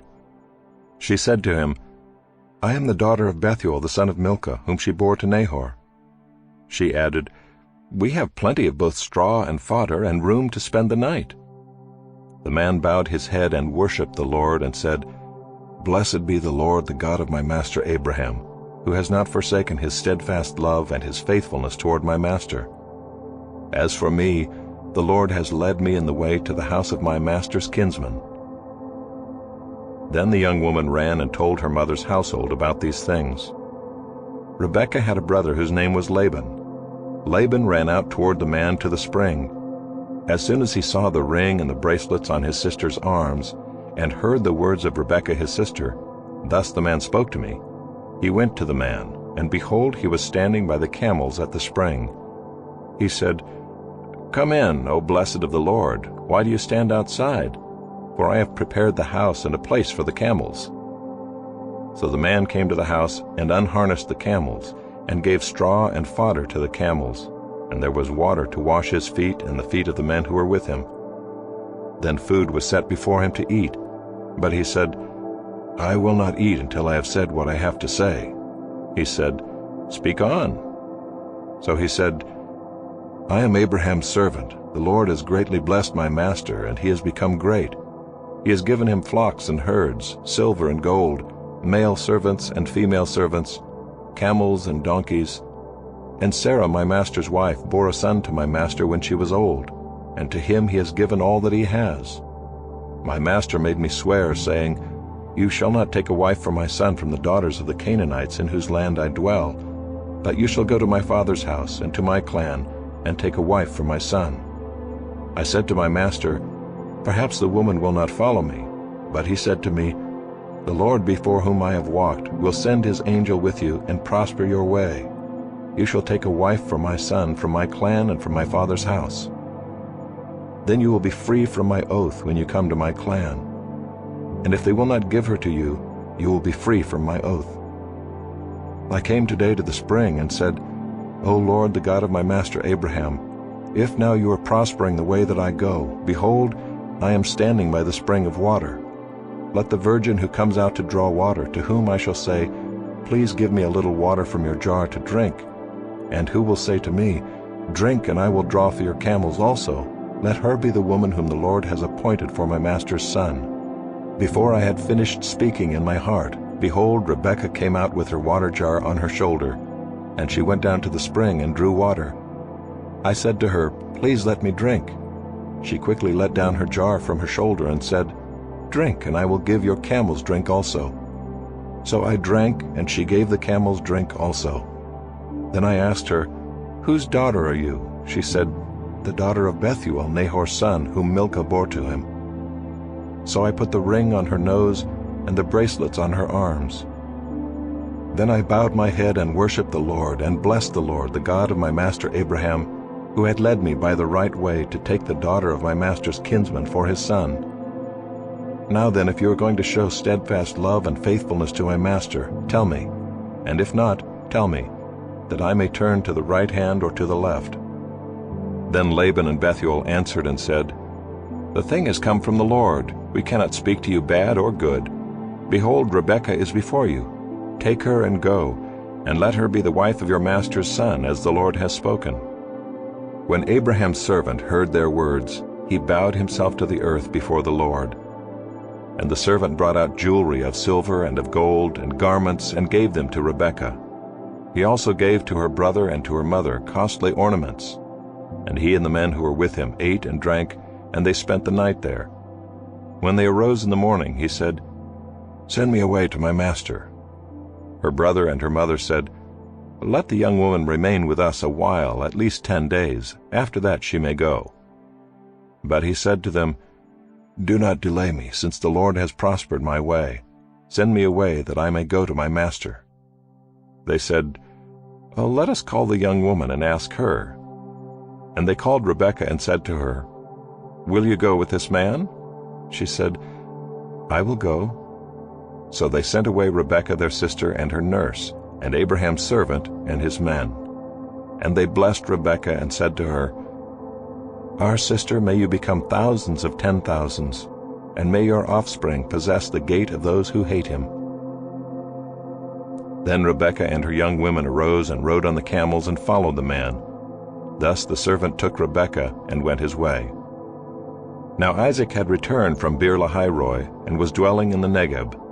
And Isaac went out to meditate in the field toward evening. And he lifted up his eyes and saw, and behold, there were camels coming. And Rebekah lifted up her eyes, and when she saw Isaac, she dismounted from the camel and said to the servant, Who is that man walking in the field to meet us? The servant said, It is my master. So she took her veil and covered herself. And the servant told Isaac all the things that he had done. Then Isaac brought her into the tent of Sarah his mother, and took Rebekah, and she became his wife, and he loved her. So Isaac was comforted after his mother's death.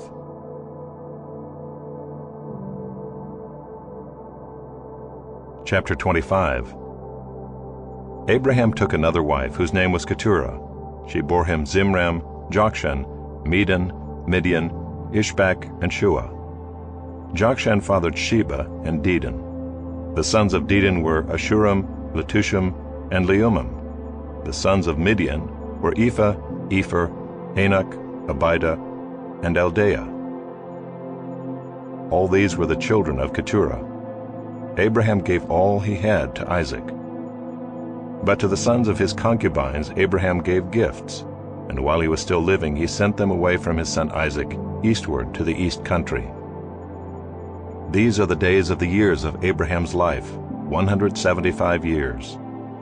Abraham breathed his last and died in a good old age, an old man and full of years, and was gathered to his people.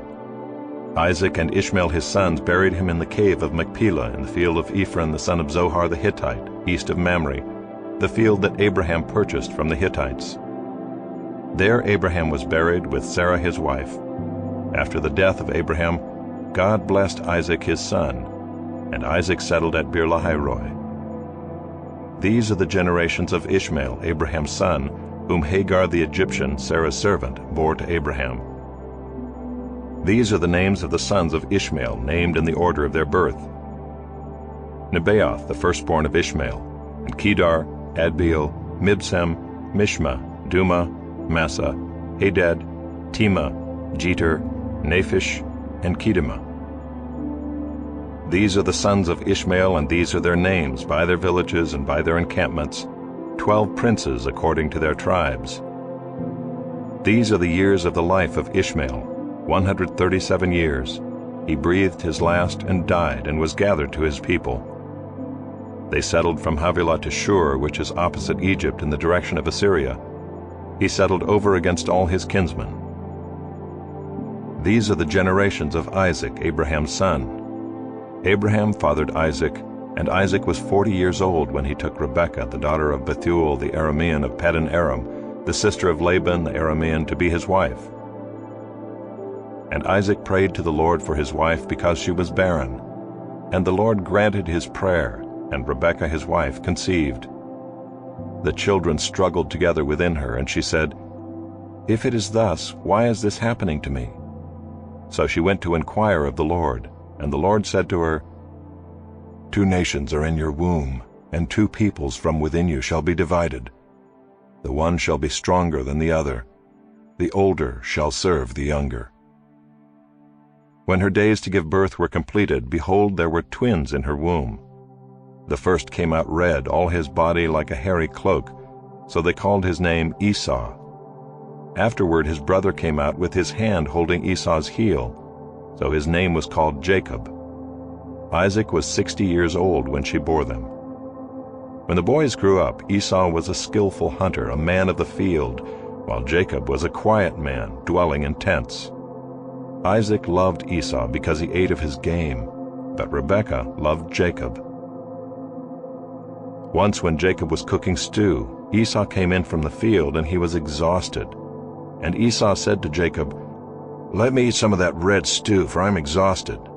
Therefore his name was called Edom. Jacob said, "Sell me your birthright now." Esau said, "I am about to die. Of what use is a birthright to me?" Jacob said, "Swear to me now." So he swore to him and sold his birthright to Jacob. Then Jacob gave Esau bread and lentil stew, and he ate and drank and rose and went his way. Thus Esau despised his birthright.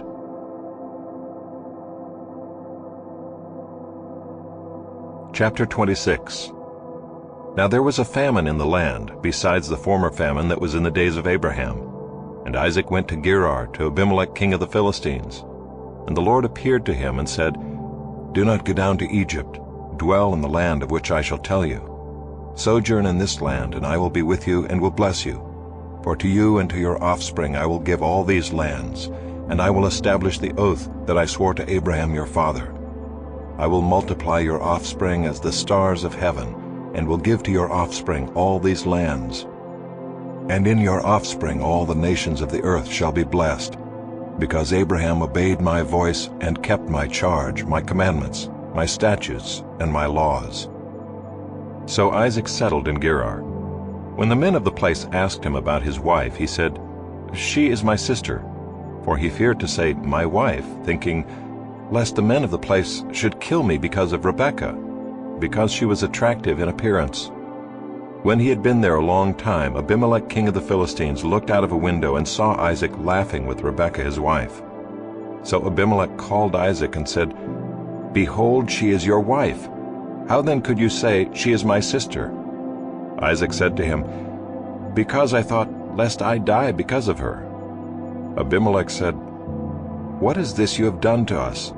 One of the people might easily have lain with your wife, and you would have brought guilt upon us." So Abimelech warned all the people, saying, "Whoever touches this man or his wife shall surely be put to death." And Isaac sowed in that land, and reaped in the same year 100-fold. The Lord blessed him, and the man became rich and gained more and more until he became very wealthy. He had possessions of flocks and herds and many servants, so that the Philistines envied him. Now the Philistines had stopped and filled with earth all the wells that his father's servants had dug in the days of Abraham his father. And Abimelech said to Isaac, "Go away from us, for you are much mightier than we." So Isaac departed from there and encamped in the valley of Gerar and settled there. And Isaac dug again the wells of water that had been dug in the days of Abraham his father, which the Philistines had stopped after the death of Abraham. And he gave them the names that his father had given them. But when Isaac's servants dug in the valley and found there a well of spring water, the herdsmen of Gerar quarreled with Isaac's herdsmen, saying, "The water is ours." So he called the name of the well Esek, because they contended with him. Then they dug another well, and they quarreled over that also. So he called its name Sitnah. And he moved from there and dug another well, and they did not quarrel over it.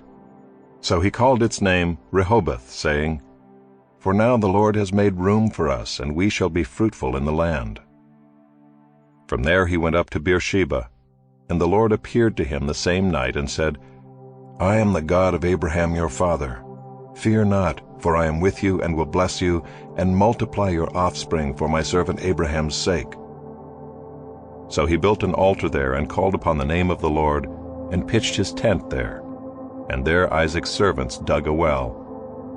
When Abimelech went to him from Gerar with Ahuzzath his adviser, and Phicol the commander of his army, Isaac said to them, "Why have you come to me, seeing that you hate me and have sent me away from you?" They said, "We see plainly that the Lord has been with you. So we said, Let there be a sworn pact between us, between you and us, and let us make a covenant with you, that you will do us no harm, just as we have not touched you and have done to you nothing but good, and have sent you away in peace. You are now the blessed of the Lord." So he made them a feast, and they ate and drank. In the morning they rose early and exchanged oaths. And Isaac sent them on their way, and they departed from him in peace. That same day Isaac's servants came and told him about the well that they had dug, and said to him, "We have found water." He called it Shibah. Therefore the name of the city is Beersheba to this day. When Esau was 40 years old, he took Judith the daughter of Beeri the Hittite to be his wife, and Basemath the daughter of Elon the Hittite, and they made life bitter for Isaac and Rebekah. Chapter 27.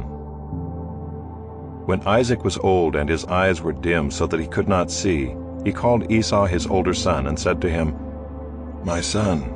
And he answered, "Here I am." He said, "Behold, I am old. I do not know the day of my death. Now then, take your weapons, your quiver and your bow, and go out to the field and hunt game for me, and prepare for me delicious food such as I love, and bring it to me so that I may eat, that my soul may bless you before I die." Now Rebekah was listening when Isaac spoke to his son Esau. So when Esau went to the field to hunt for game and bring it, Rebekah said to her son Jacob, "I heard your father speak to your brother Esau, 'Bring me game and prepare for me delicious food, that I may eat it and bless you before the Lord before I die.' Now therefore, my son, obey my voice as I command you. Go to the flock and bring me 2 good young goats, so that I may prepare from them delicious food for your father, such as he loves, and you shall bring it to your father to eat, so that he may bless you before he dies." But Jacob said to Rebekah his mother, "Behold, my brother Esau is a hairy man, and I am a smooth man. Perhaps my father will feel me, and I shall seem to be mocking him and bring a curse upon myself and not a blessing." His mother said to him, "Let your curse be on me, my son. Only obey my voice, and go, bring them to me." So he went and took them and brought them to his mother, and his mother prepared delicious food, such as his father loved. Then Rebekah took the best garments of Esau her older son, which were with her in the house, and put them on Jacob her younger son. And the skins of the young goats she put on his hands and on the smooth part of his neck. And she put the delicious food and the bread which she had prepared into the hand of her son Jacob. So he went in to his father and said, "My father." And he said, "Here I am. Who are you, my son?" Jacob said to his father, "I am Esau, your firstborn. I have done as you told me. Now sit up and eat of my game, that your soul may bless me."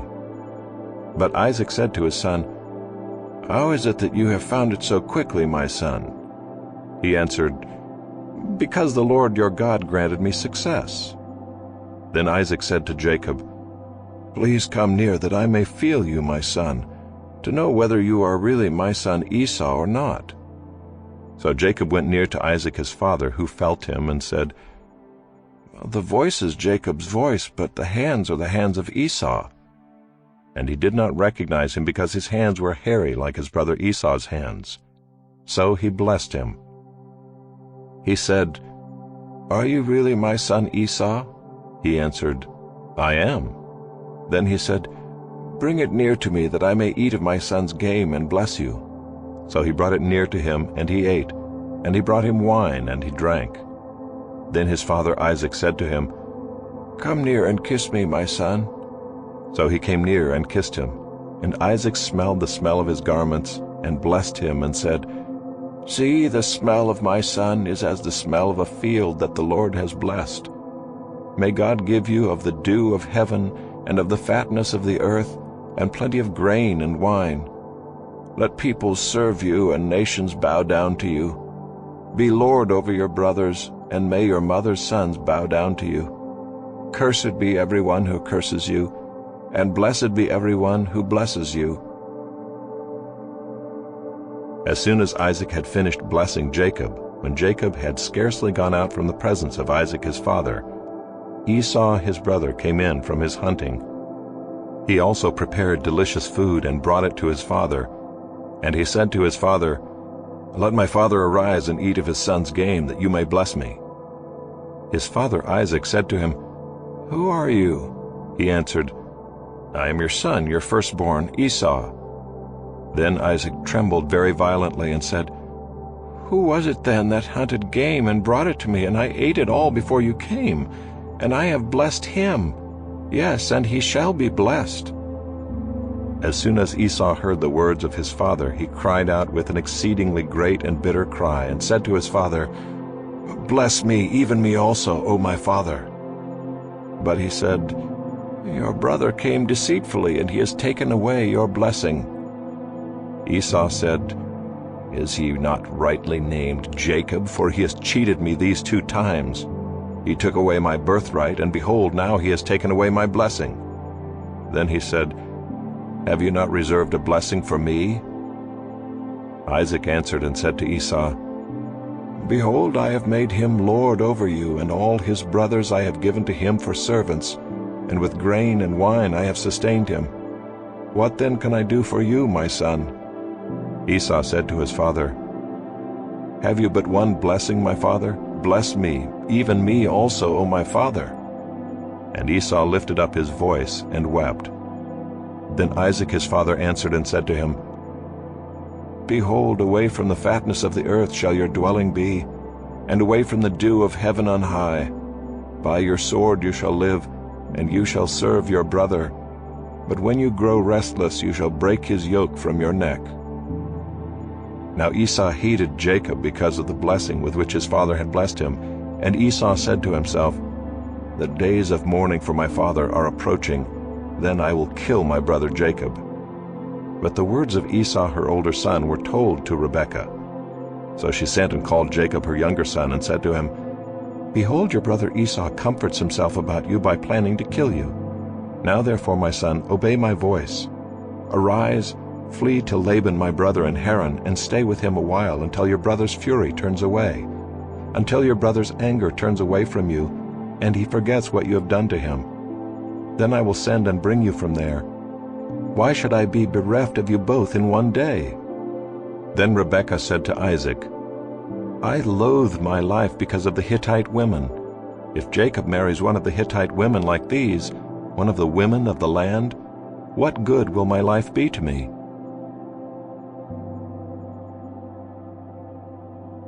Chapter 28. Then Isaac called Jacob and blessed him and directed him, "You must not take a wife from the Canaanite women. Arise, go to Paddan-aram to the house of Bethuel your mother's father, and take as your wife from there one of the daughters of Laban your mother's brother. God Almighty bless you and make you fruitful and multiply you, that you may become a company of peoples. May he give the blessing of Abraham to you and to your offspring with you, that you may take possession of the land of your sojournings that God gave to Abraham." Thus Isaac sent Jacob away, and he went to Paddan-aram, to Laban, the son of Bethuel the Aramean, the brother of Rebekah, Jacob's and Esau's mother. Now Esau saw that Isaac had blessed Jacob, and sent him away to Paddan-aram to take a wife from there, and that as he blessed him he directed him, "You must not take a wife from the Canaanite women," and that Jacob had obeyed his father and his mother, and gone to Paddan-aram. So when Esau saw that the Canaanite women did not please Isaac his father, Esau went to Ishmael and took as his wife, besides the wives he had, Mahalath the daughter of Ishmael, Abraham's son, the sister of Nebaioth. Jacob left Beersheba and went toward Haran, and he came to a certain place and stayed there that night, because the sun had set. Taking one of the stones of the place, he put it under his head and lay down in that place to sleep. And he dreamed, and behold, there was a ladder set up on the earth, and the top of it reached to heaven. And behold, the angels of God were ascending and descending on it. And behold, the Lord stood above it and said, "I am the Lord, the God of Abraham your father, and the God of Isaac. The land on which you lie I will give to you and to your offspring. Your offspring shall be like the dust of the earth, and you shall spread abroad to the west and to the east, and to the north and to the south. And in you and your offspring shall all the families of the earth be blessed. Behold, I am with you, and will keep you wherever you go, and will bring you back to this land. For I will not leave you until I have done what I have promised you."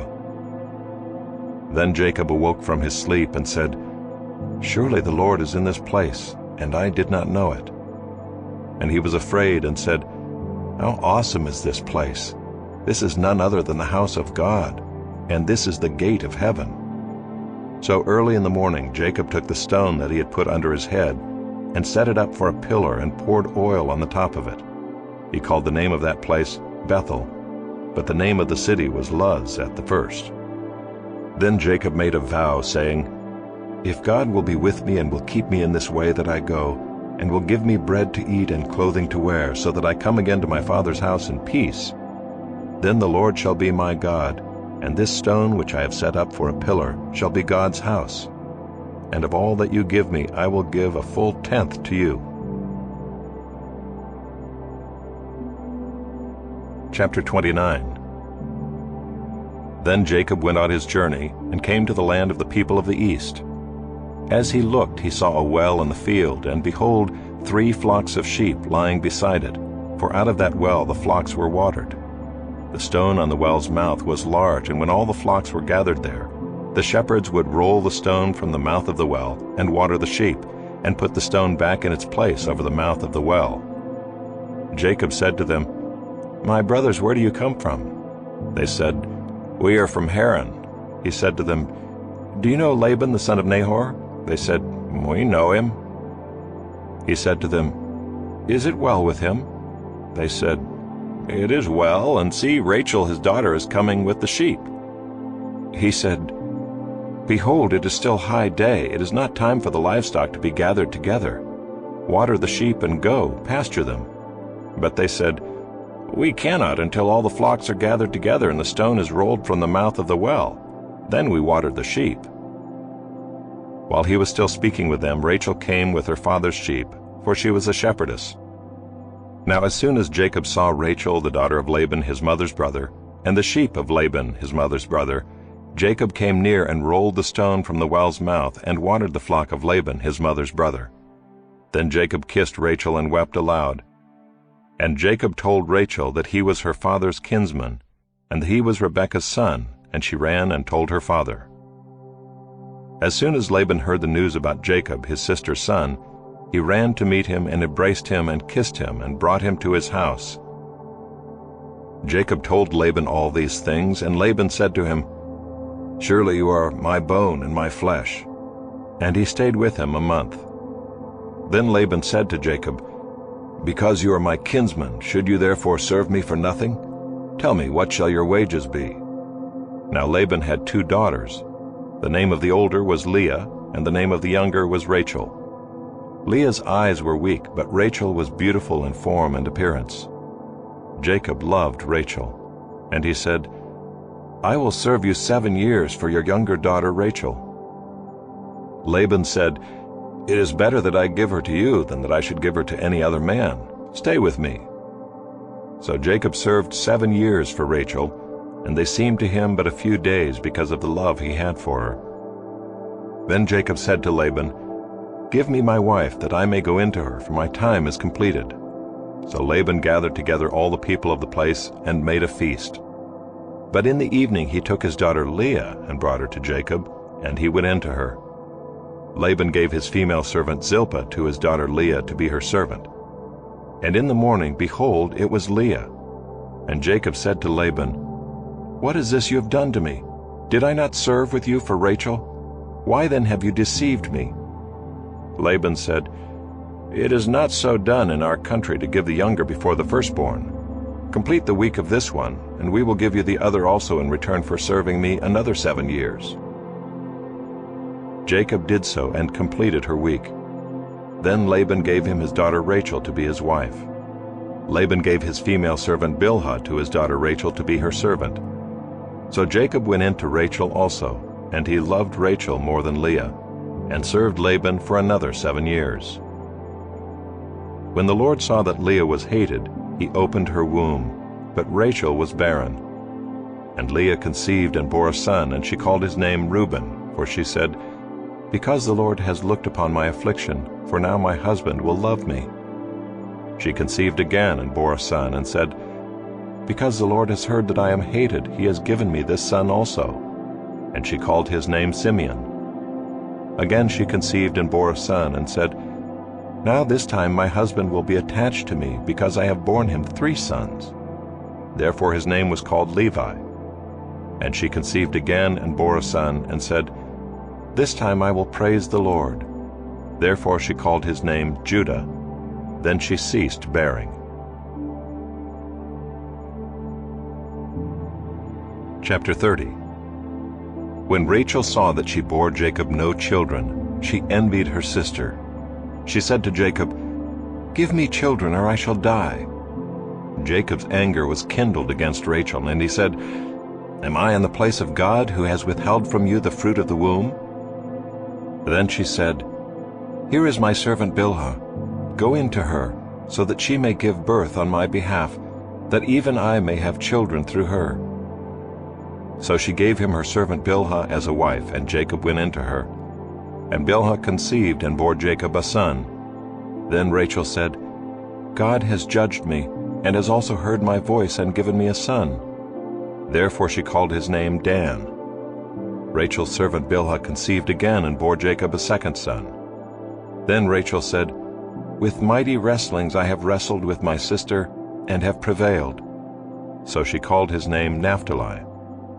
When Leah saw that she had ceased bearing children, she took her servant Zilpah and gave her to Jacob as a wife. Then Leah's servant Zilpah bore Jacob a son, and Leah said, "Good fortune has come."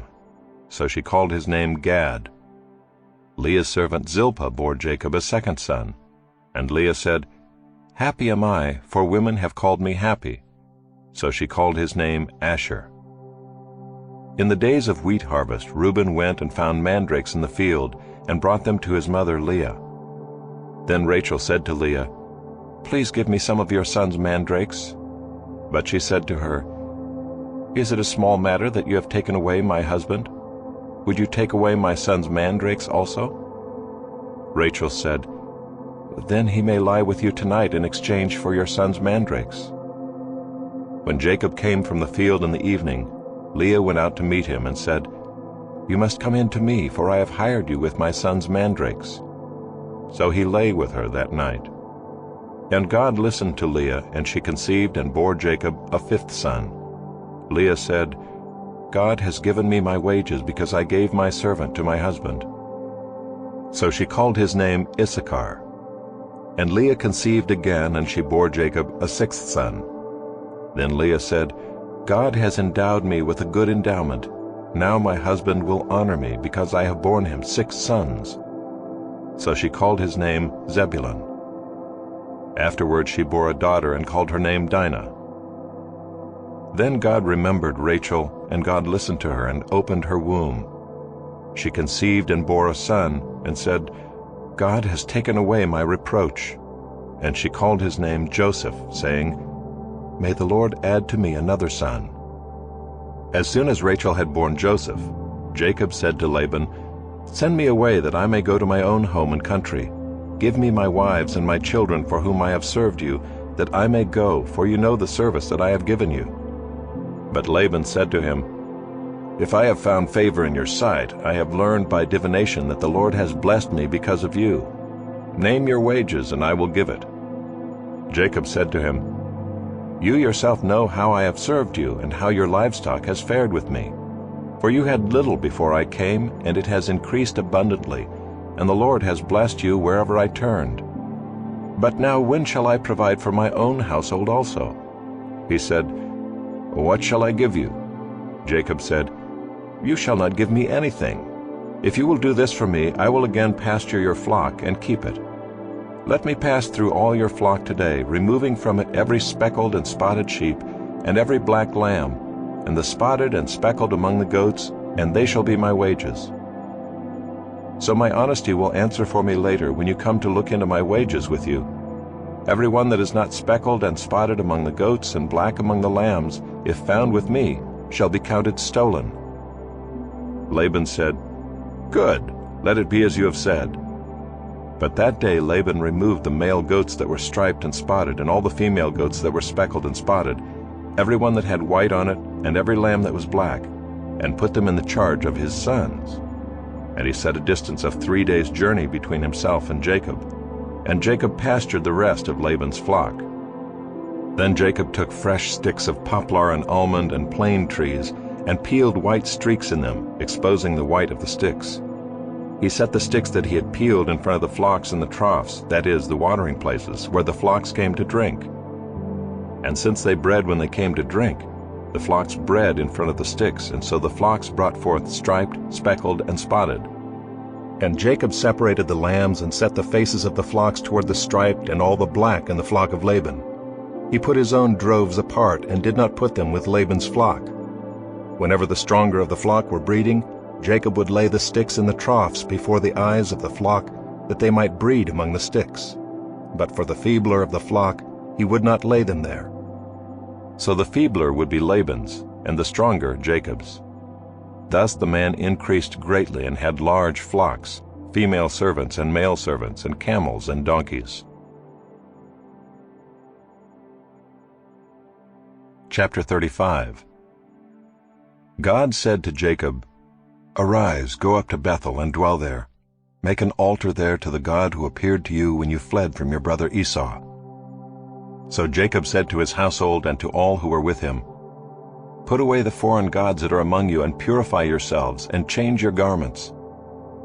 Then let us arise and go up to Bethel, so that I may make there an altar to the God who answers me in the day of my distress, and has been with me wherever I have gone." So they gave to Jacob all the foreign gods that they had, and the rings that were in their ears. Jacob hid them under the terebinth tree that was near Shechem. And as they journeyed, a terror from God fell upon the cities that were around them, so that they did not pursue the sons of Jacob.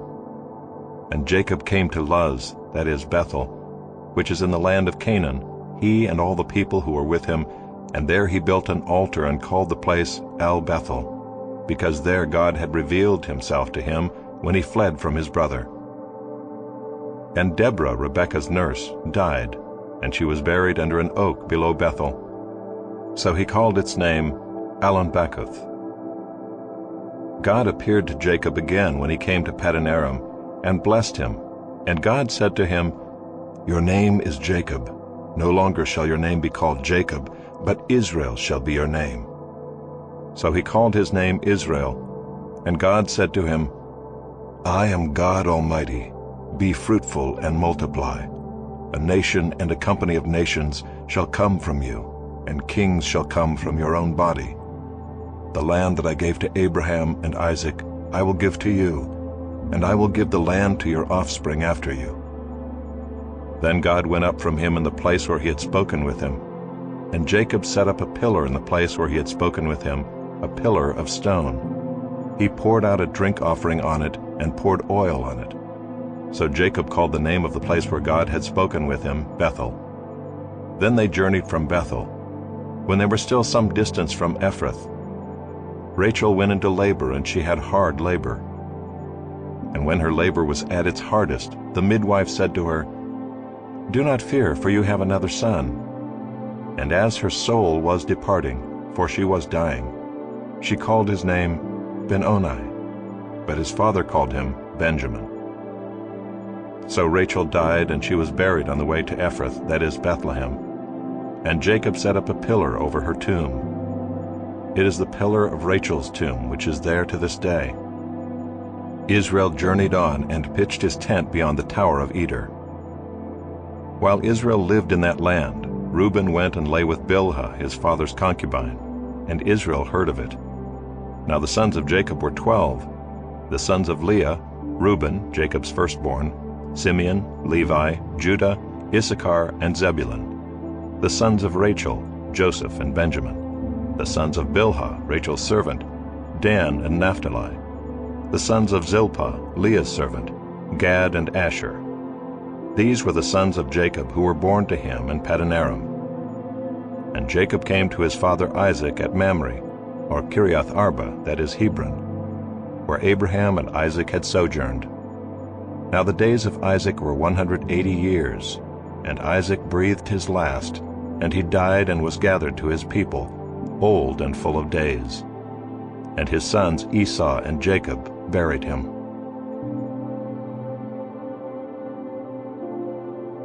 Chapter 31. Now Jacob heard that the sons of Laban were saying, "Jacob has taken all that was our father's, and from what was our father's he has gained all this wealth." And Jacob saw that Laban did not regard him with favor as before. Then the Lord said to Jacob, "Return to the land of your fathers and to your kindred, and I will be with you." So Jacob sent and called Rachel and Leah into the field where his flock was, and said to them, "I see that your father does not regard me with favor as he did before, but the God of my father has been with me. You know that I have served your father with all my strength, yet your father has cheated me and changed my wages 10 times. But God did not permit him to harm me. If he said, 'The spotted shall be your wages,' then all the flock bore spotted. And if he said, 'The striped shall be your wages,' then all the flock bore striped. Thus God has taken away the livestock of your father and given them to me. In the breeding season of the flock I lifted up my eyes and saw in a dream that the goats that mated with the flock were striped, spotted, and mottled. Then the angel of God said to me in the dream, 'Jacob,' and I said, 'Here I am.' And he said, 'Lift up your eyes and see, all the goats that mate with the flock are striped, spotted, and mottled. For I have seen all that Laban is doing to you. I am the God of Bethel, where you anointed a pillar and made a vow to me. Now arise, go out from this land, and return to the land of your kindred.'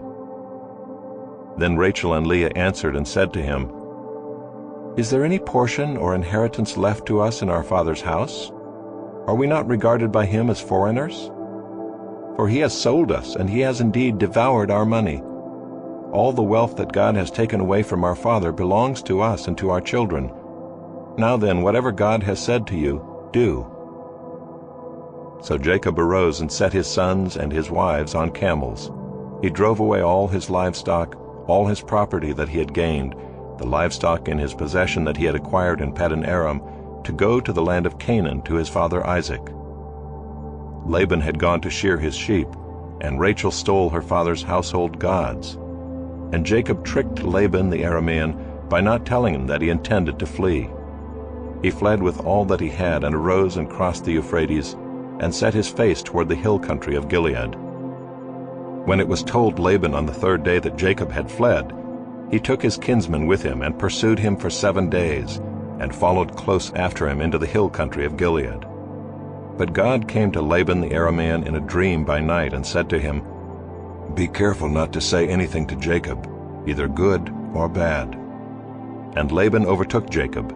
Now Jacob had pitched his tent in the hill country, and Laban with his kinsmen pitched tents in the hill country of Gilead. And Laban said to Jacob, "What have you done that you have tricked me and driven away my daughters like captives of the sword? Why did you flee secretly and trick me and did not tell me, so that I might have sent you away with mirth and songs, with tambourine and lyre? And why did you not permit me to kiss my sons and my daughters farewell? Now you have done foolishly. It is in my power to do you harm. But the God of your father spoke to me last night, saying, 'Be careful not to say anything to Jacob, either good or bad.' And now you have gone away because you longed greatly for your father's house. But why did you steal my gods?" Jacob answered and said to Laban, "Because I was afraid, for I thought that you would take your daughters from me by force. Anyone with whom you find your gods shall not live. In the presence of our kinsmen, point out what I have that is yours, and take it." Now Jacob did not know that Rachel had stolen them. So Laban went into Jacob's tent and into Leah's tent, and into the tent of the 2 female servants, but he did not find them. And he went out of Leah's tent and entered Rachel's. Now Rachel had taken the household gods and put them in the camel's saddle and sat on them. Laban felt all about the tent, but did not find them. And she said to her father, "Let not my lord be angry that I cannot rise before you, for the way of women is upon me." So he searched, but did not find the household gods. Then Jacob became angry and berated Laban.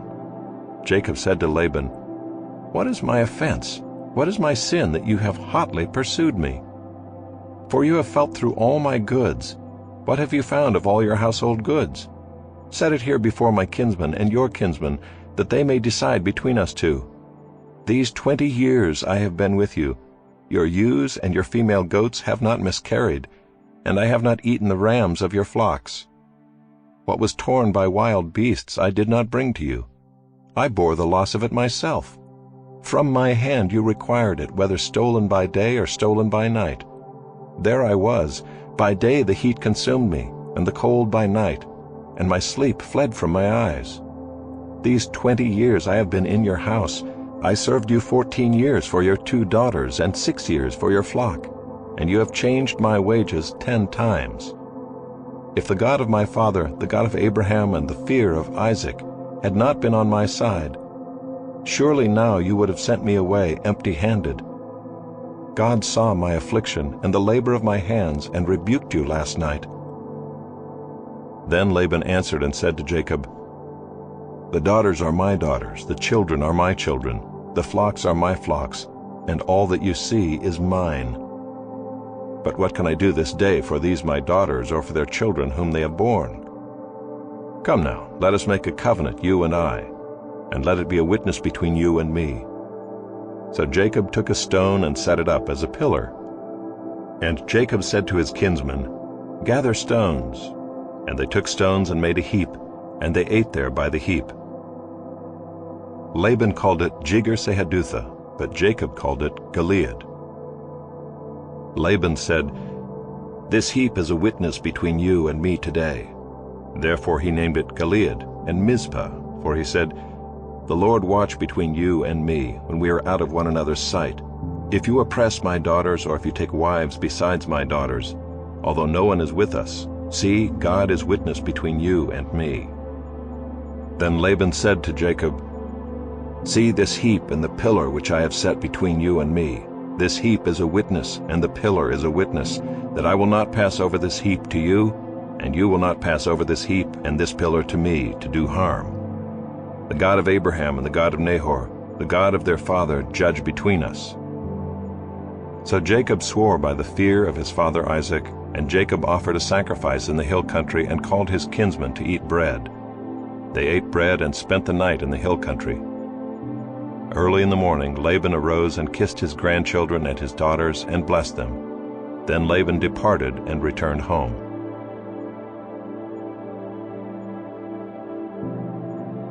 Chapter 32. Jacob went on his way, and the angels of God met him. And when Jacob saw them, he said, "This is God's camp." So he called the name of that place Mahanaim. And Jacob sent messengers before him to Esau his brother in the land of Seir, the country of Edom, instructing them, "Thus you shall say to my lord Esau, Thus says your servant Jacob, I have sojourned with Laban, and stayed until now. I have oxen, donkeys, flocks, male servants and female servants. I have sent to tell my lord in order that I may find favor in your sight."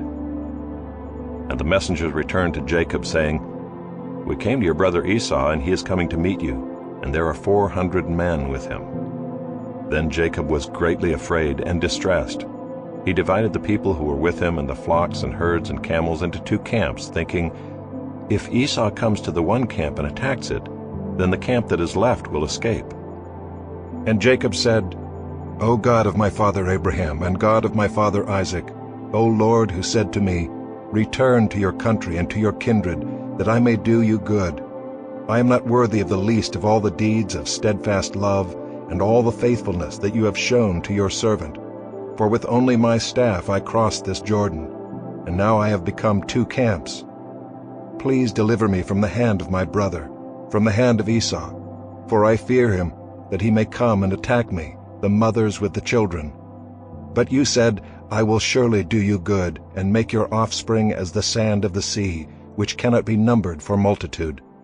So he stayed there that night, and from what he had with him he took a present for his brother Esau, 200 female goats and 20 male goats, 200 ewes and 20 rams, 30 milking camels and their calves, 40 cows and 10 bulls, 20 female donkeys and 10 male donkeys. These he handed over to his servants, every drove by itself, and said to his servants, "Pass on ahead of me and put a space between drove and drove." He instructed the first, "When Esau my brother meets you and asks you, 'To whom do you belong? Where are you going? And whose are these ahead of you?' then you shall say, 'They belong to your servant Jacob. They are a present sent to my lord Esau. And moreover, he is behind us.'" He likewise instructed the second and the third and all who followed the droves, "You shall say the same thing to Esau when you find him. And you shall say, 'Moreover, your servant Jacob is behind us.' For he thought, 'I may appease him with the present that goes ahead of me, and afterward I shall see his face. Perhaps he will accept me.' So the present passed on ahead of him, and he himself stayed that night in the camp. The same night he arose and took his 2 wives, his 2 female servants, and his 11 children, and crossed the ford of the Jabbok. He took them and sent them across the stream, and everything else that he had, and Jacob was left alone. And a man wrestled with him until the breaking of the day. When the man saw that he did not prevail against Jacob, he touched his hip socket, and Jacob's hip was put out of joint as he wrestled with him. Then he said, "Let me go, for the day has broken." But Jacob said, "I will not let you go unless you bless me." And he said to him, "What is your name?" And he said, "Jacob." Then he said, "Your name shall no longer be called Jacob, but Israel, for you have striven with God and with men, and have prevailed." Then Jacob asked him, "Please tell me your name." But he said, "Why is it that you ask my name?" And there he blessed him. So Jacob called the name of the place Peniel, saying, "For I have seen God face to face, and yet my life has been delivered." The sun rose upon him as he passed Penuel, limping because of his hip. Therefore to this day the people of Israel do not eat the sinew of the thigh that is on the hip socket, because he touched the socket of Jacob's hip on the sinew of the thigh. Chapter 33. And Jacob lifted up his eyes and looked, and behold, Esau was coming, and 400 men with him. So he divided the children among Leah and Rachel and the 2 female servants. And he put the servants with their children in front, then Leah with her children, and Rachel and Joseph last of all. He himself went on before them, bowing himself to the ground 7 times until he came near to his brother. But Esau ran to meet him and embraced him and fell upon his neck and kissed him, and they wept. And when Esau lifted up his eyes and saw the women and children, he said, "Who are these with you?" Jacob said, "The children whom God has graciously given your servant." Then the servants drew near, they and their children, and bowed down. Leah likewise and her children drew near and bowed down. And last Joseph and Rachel drew near, and they bowed down. Esau said, "What do you mean by all this company that I met?" Jacob answered, "To find favor in the sight of my Lord." But Esau said, "I have enough, my brother. Keep what you have for yourself." Jacob said, "No, please, if I have found favor in your sight, then accept my present from my hand. For I have seen your face, which is like seeing the face of God, and you have accepted me. Please accept my blessing that is brought to you, because God has dealt graciously with me, and because I have enough." Thus he urged him, and he took it. Then Esau said, "Let us journey on our way, and I will go ahead of you." But Jacob said to him, "My Lord knows that the children are frail, and that the nursing flocks and herds are a care to me. If they are driven hard for one day, all the flocks will die. Let my Lord pass on ahead of his servant, and I will lead on slowly at the pace of the livestock that are ahead of me, and at the pace of the children, until I come to my Lord in Seir." So Esau said, "Let me leave with you some of the people who are with me." But he said, "What need is there? Let me find favor in the sight of my Lord." So Esau returned that day on his way to Seir. But Jacob journeyed to Succoth, and built himself a house and made booths for his livestock. Therefore the name of the place is called Succoth. And Jacob came safely to the land of Shechem, which is in the land of Canaan, on his way to Paddan Aram, and he camped before the city. And from the sons of Hamor, Shechem's father, he bought for 100 pieces of money the piece of land on which he had pitched his tent. There he erected an altar and called it El Elohe Israel.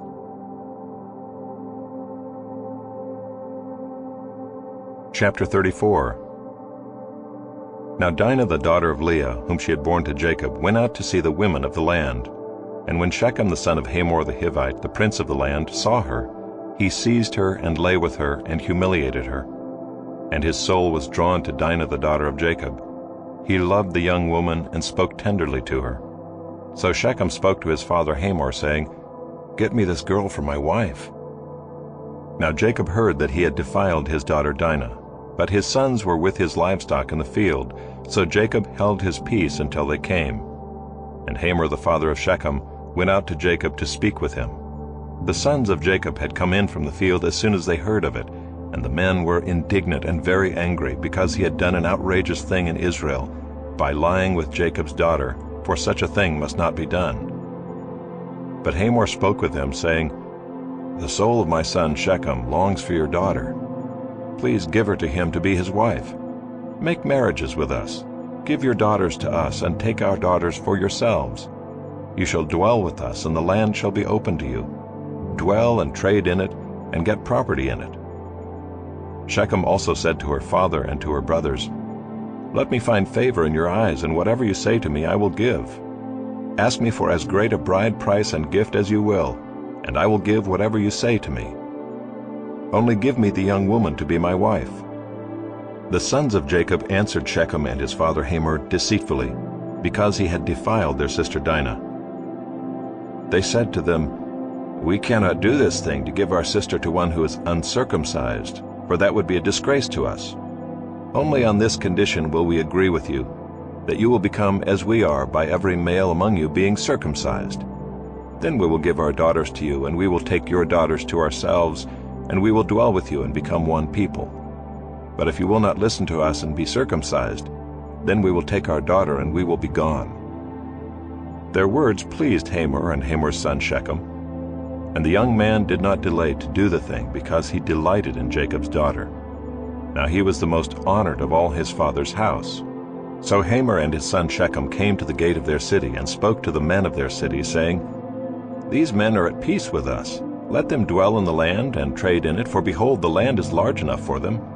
Let us take their daughters as wives, and let us give them our daughters. Only on this condition will the men agree to dwell with us to become one people. when every male among us is circumcised as they are circumcised? Will not their livestock, their property, and all their beasts be ours? Only let us agree with them, and they will dwell with us." And all who went out of the gate of his city listened to Hamor and his son Shechem, and every male was circumcised, all who went out of the gate of his city. On the third day, when they were sore, 2 of the sons of Jacob, Simeon and Levi, Dinah's brothers, took their swords and came against the city while it felt secure, and killed all the males. They killed Hamor and his son Shechem with the sword, and took Dinah out of Shechem's house and went away. The sons of Jacob came upon the slain and plundered the city, because they had defiled their sister. They took their flocks and their herds, their donkeys, and whatever was in the city and in the field, all their wealth, all their little ones and their wives, all that was in the houses they captured and plundered. Then Jacob said to Simeon and Levi, "You have brought trouble on me by making me stink to the inhabitants of the land, the Canaanites and the Perizzites. My numbers are few, and if they gather themselves against me and attack me, I shall be destroyed, both I and my household." But they said, "Should he treat our sister like a prostitute?"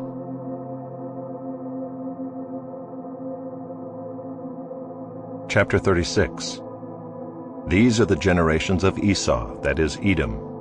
Esau took his wives from the Canaanites: Ida the daughter of Elon the Hittite, Aholibamah the daughter of Anah the daughter of Zibeon the Hivite, and Basemath, Ishmael's daughter, the sister of Nebaioth.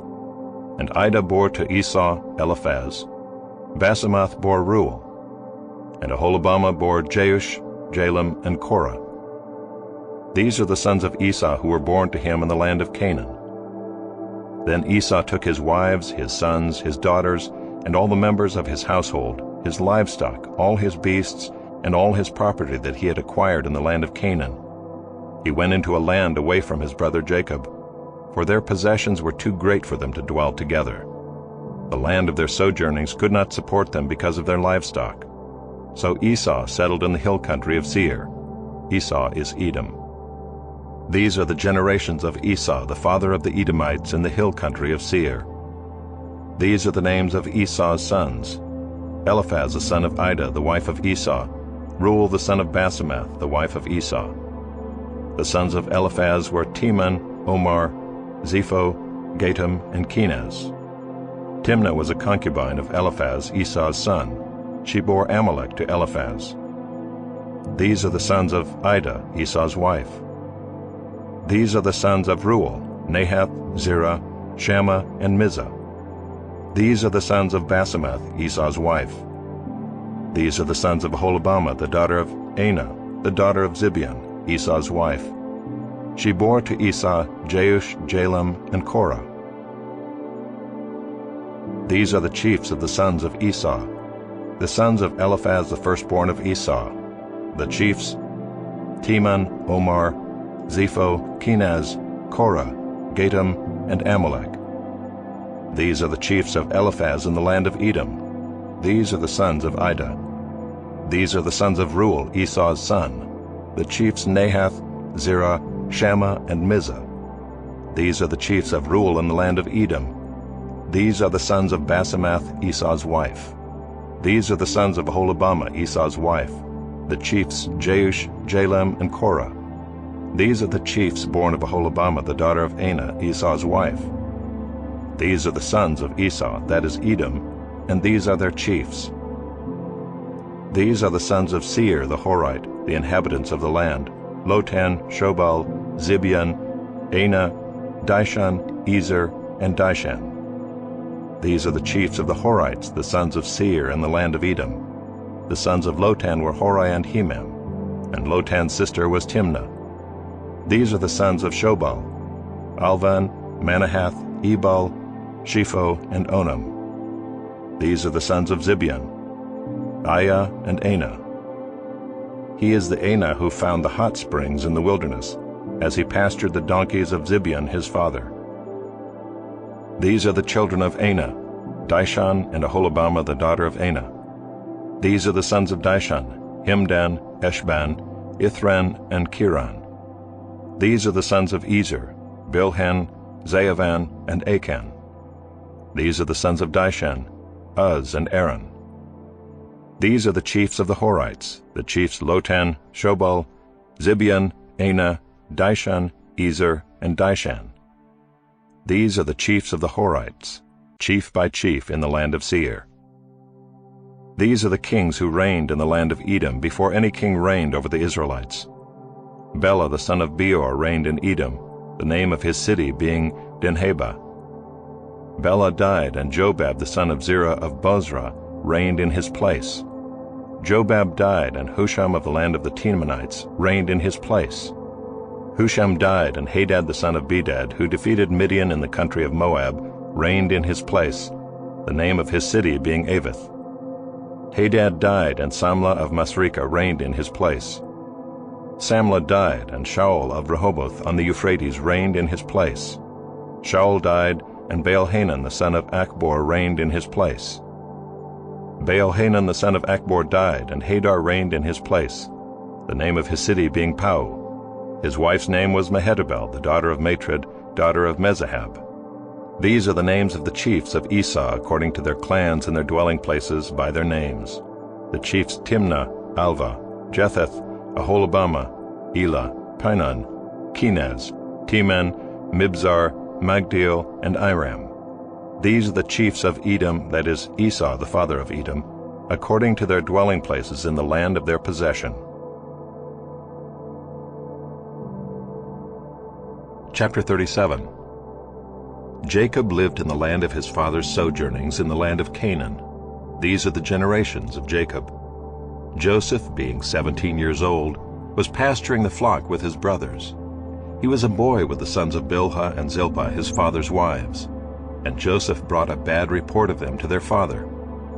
Now Israel loved Joseph more than any other of his sons, because he was the son of his old age, and he made him a robe of many colors. But when his brothers saw that their father loved him more than all his brothers, they hated him and could not speak peacefully to him. Now Joseph had a dream, and when he told it to his brothers, they hated him even more. He said to them, "Hear this dream that I have dreamed. Behold, we were binding sheaves in the field, and behold, my sheaf arose and stood upright, and behold, your sheaves gathered around it and bowed down to my sheaf." His brothers said to him, "Are you indeed to reign over us? Or are you indeed to rule over us?" So they hated him even more for his dreams and for his words. Then he dreamed another dream and told it to his brothers and said, "Behold, I have dreamed another dream. Behold, the sun, the moon, and 11 stars were bowing down to me." But when he told it to his father and to his brothers, his father rebuked him and said to him, "What is this dream that you have dreamed? Shall I and your mother and your brothers indeed come to bow ourselves to the ground before you?" And his brothers were jealous of him, but his father kept the saying in mind. Now his brothers went to pasture their father's flock near Shechem, and Israel said to Joseph, "Are not your brothers pasturing the flock at Shechem? Come, I will send you to them." And he said to him, "Here I am." So he said to him, "Go now, see if it is well with your brothers and with the flock, and bring me word." So he sent him from the valley of Hebron, and he came to Shechem. And a man found him wandering in the fields, and the man asked him, "What are you seeking?" "I am seeking my brothers," he said. "Tell me, please, where they are pasturing the flock." And the man said, "They have gone away, for I heard them say, 'Let us go to Dothan.'" So Joseph went after his brothers and found them at Dothan. They saw him from afar, and before he came near to them, they conspired against him to kill him. They said to one another, "Here comes this dreamer. Come now, let us kill him and throw him into one of the pits. Then we will say that a fierce animal has devoured him, and we will see what will become of his dreams." But when Reuben heard it, he rescued him out of their hands, saying, "Let us not take his life." And Reuben said to them, "Shed no blood. Throw him into this pit here in the wilderness, but do not lay a hand on him," that he might rescue him out of their hand to restore him to his father. So when Joseph came to his brothers, they stripped him of his robe, the robe of many colors that he wore, and they took him and threw him into a pit. The pit was empty, there was no water in it. Then they sat down to eat. And looking up, they saw a caravan of Ishmaelites coming from Gilead with their camels bearing gum, balm, and myrrh on their way to carry it down to Egypt. Then Judah said to his brothers, "What profit is it if we kill our brother and conceal his blood? Come, let us sell him to the Ishmaelites, and let not our hand be upon him, for he is our brother, our own flesh." And his brothers listened to him. Then Midianite traders passed by, and they drew Joseph up and lifted him out of the pit, and sold him to the Ishmaelites for 20 shekels of silver. They took Joseph to Egypt. When Reuben returned to the pit and saw that Joseph was not in the pit, he tore his clothes and returned to his brothers and said, "The boy is gone, and where shall I go?" Then they took Joseph's robe and slaughtered a goat and dipped the robe in the blood. And they sent the robe of many colors and brought it to their father and said, "This we have found. Please identify whether it is your son's robe or not." And he identified it and said, "It is my son's robe. A fierce animal has devoured him. Joseph is without doubt torn to pieces." Then Jacob tore his garments and put sackcloth on his loins and mourned for his son many days. All his sons and all his daughters rose up to comfort him, but he refused to be comforted and said, "No, I shall go down to Sheol to my son, mourning." Thus his father wept for him. Meanwhile the Midianites had sold him in Egypt to Potiphar, an officer of Pharaoh, the captain of the guard. Chapter 38. It happened at that time that Judah went down from his brothers and turned aside to a certain Adullamite, whose name was Hira. There Judah saw the daughter of a certain Canaanite whose name was Shua. He took her and went into her, and she conceived and bore a son, and he called his name She conceived again and bore a son, and she called his name Onan. Yet again she bore a son, and she called his name Shelah. Judah was in Chezib when she bore him. And Judah took a wife for his firstborn, and her name was Tamar. But Judah's firstborn, was wicked in the sight of the Lord, and the Lord put him to death. Then Judah said to Onan, "Go into your brother's wife and perform the duty of a brother-in-law to her, and raise up offspring for your brother." But Onan knew that the offspring would not be his, so whenever he went into his brother's wife, he would waste the semen on the ground, so as not to give offspring to his brother. And what he did was wicked in the sight of the Lord, and he put him to death also. Then Judah said to Tamar his daughter-in-law, "Remain a widow in your father's house till Shelah my son grows up," for he feared that he would die like his brothers.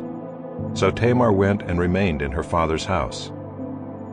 In the course of time the wife of Judah, Shua's daughter, died. When Judah was comforted, he went up to Timnah to his sheep shearers, he and his friend Hira the Adullamite. And when Tamar was told, "Your father-in-law is going up to Timnah to shear his sheep," she took off her widow's garments and covered herself with a veil, wrapping herself up, and sat at the entrance to Enaim, which is on the road to Timnah. For she saw that Shelah was grown up, and she had not been given to him in marriage. When Judah saw her, he thought she was a prostitute, for she had covered her face. He turned to her at the roadside and said, "Come, let me come in to you," for he did not know that she was his daughter-in-law. She said, "What will you give me that you may come in to me?" He answered, "I will send you a young goat from the flock." And she said, "If you give me a pledge until you send it." He said, "What pledge shall I give you?" She replied, "Your signet and your cord and your staff that is in your hand." So he gave them to her and went into her, and she conceived by him.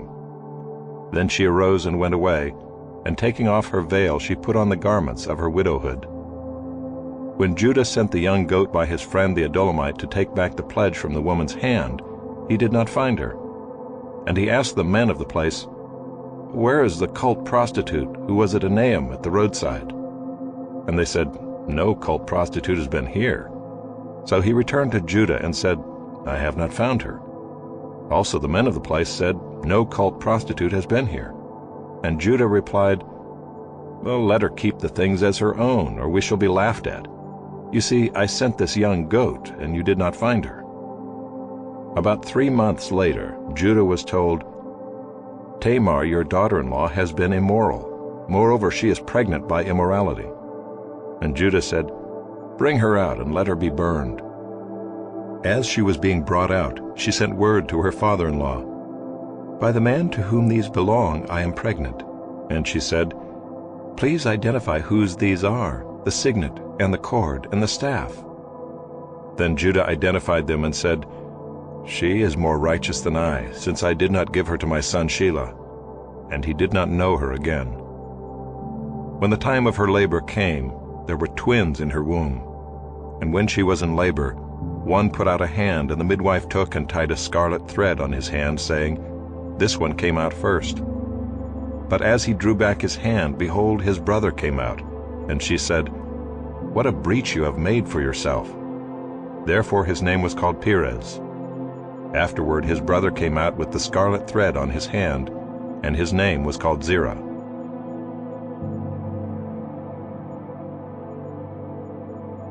Chapter 39. Now Joseph had been brought down to Egypt, and Potiphar, an officer of Pharaoh, the captain of the guard, an Egyptian, had bought him from the Ishmaelites who had brought him down there. The Lord was with Joseph, and he became a successful man, and he was in the house of his Egyptian master.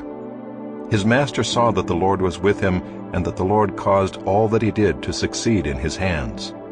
So Joseph found favor in his sight and attended him, and he made him overseer of his house, and put him in charge of all that he had. From the time that he made him overseer in his house and over all that he had, the Lord blessed the Egyptian's house for Joseph's sake. The blessing of the Lord was on all that he had, in house and field.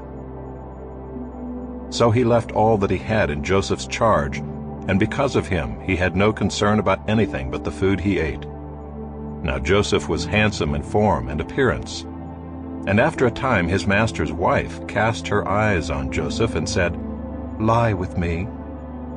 But he refused and said to his master's wife, "Behold, because of me my master has no concern about anything in the house, and he has put everything that he has in my charge. He is not greater in this house than I am, nor has he kept back anything from me except you, because you are his wife. How then can I do this great wickedness and sin against God?" And as she spoke to Joseph day after day, he would not listen to her, to lie beside her, or to be with her. But one day, when he went into the house to do his work, and none of the men of the house was there in the house, she caught him by his garment, saying, "Lie with me." But he left his garment in her hand, and fled and got out of the house.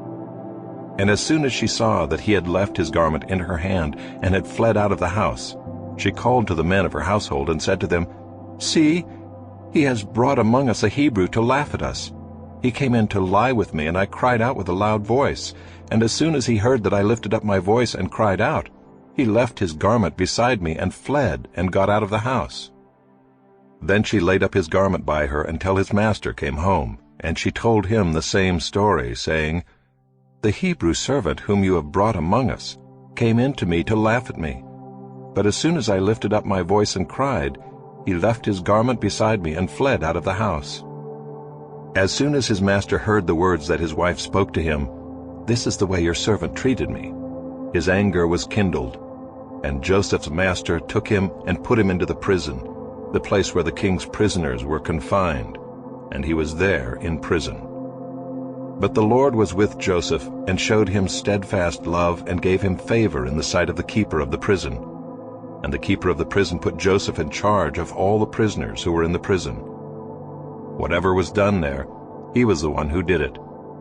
The keeper of the prison paid no attention to anything that was in Joseph's charge, because the Lord was with him. And whatever he did, the Lord made it succeed.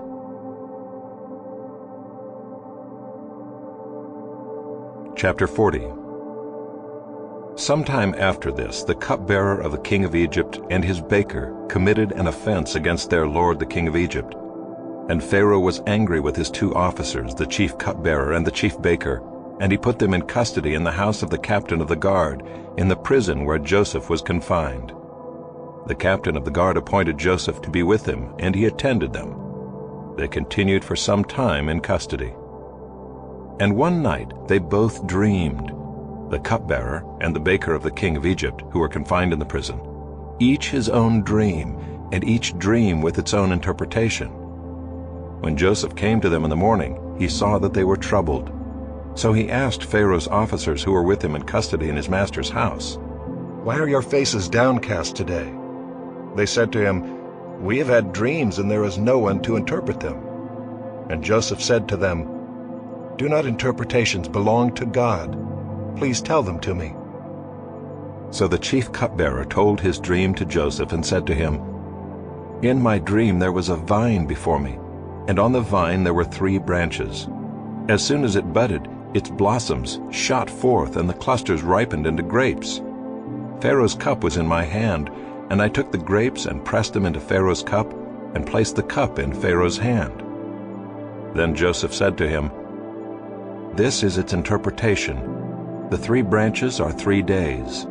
In 3 days Pharaoh will lift up your head and restore you to your office, and you shall place Pharaoh's cup in his hand as formerly, when you were his cupbearer. Only remember me when it is well with you, and please do me the kindness to mention me to Pharaoh, and so get me out of this house. For I was indeed stolen out of the land of the Hebrews, and here also I have done nothing that they should put me into the pit." When the chief baker saw that the interpretation was favorable, he said to Joseph, "I also had a dream. There were 3 cake baskets on my head, and in the uppermost basket there were all sorts of baked food for Pharaoh, but the birds were eating it out of the basket on my head." And Joseph answered and said, "This is its interpretation. The 3 baskets are 3 days. In 3 days Pharaoh will lift up your head from you and hang you on a tree, and the birds will eat the flesh from you." On the 3rd day, which was Pharaoh's birthday, he made a feast for all his servants, and lifted up the head of the chief cupbearer and the head of the chief baker among his servants. He restored the chief cupbearer to his position, and he placed the cup in Pharaoh's hand. But he hanged the chief baker as Joseph had interpreted to them. Yet the chief cupbearer did not remember Joseph, but forgot him.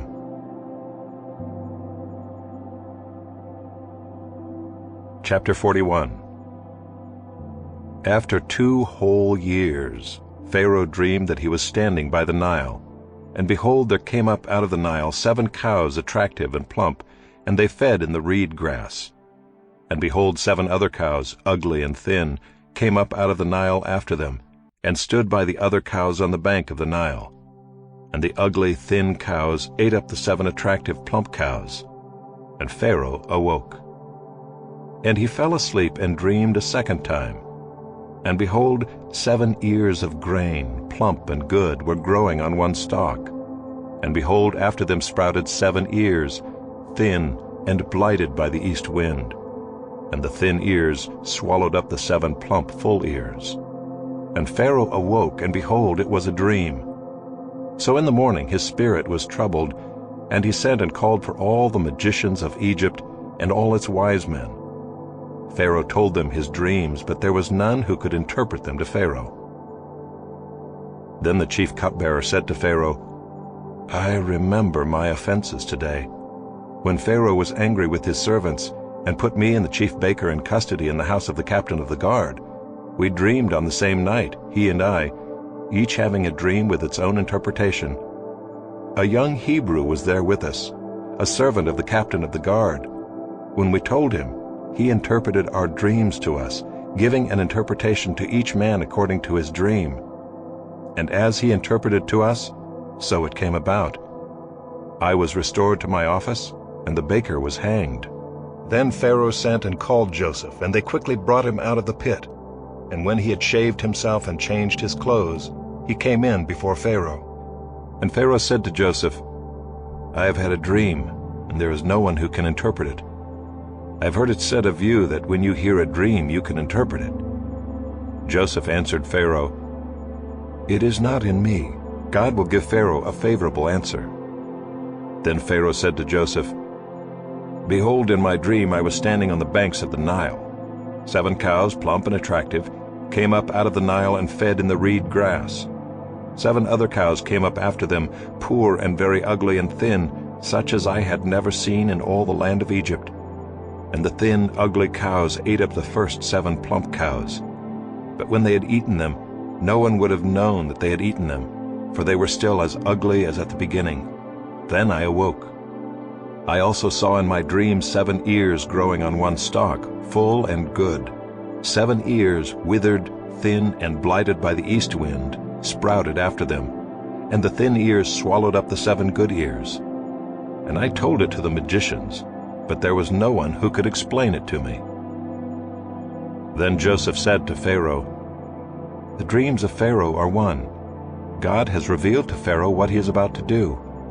The 7 good cows are 7 years, and the 7 good ears are 7 years. The dreams are one.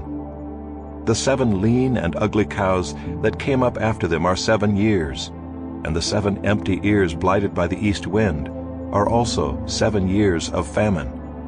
It is as I told Pharaoh. God has shown to Pharaoh what he is about to do. There will come 7 years of great plenty throughout all the land of Egypt, but after them there will arise 7 years of famine, and all the plenty will be forgotten in the land of Egypt. The famine will consume the land, and the plenty will be unknown in the land by reason of the famine that will follow, for it will be very severe. And the doubling of Pharaoh's dream means that the thing is fixed by God, and God will shortly bring it about. Now therefore let Pharaoh select a discerning and wise man, and set him over the land of Egypt. Let Pharaoh proceed to appoint overseers over the land, and take 1/5 of the produce of the land of Egypt during the 7 plentiful years.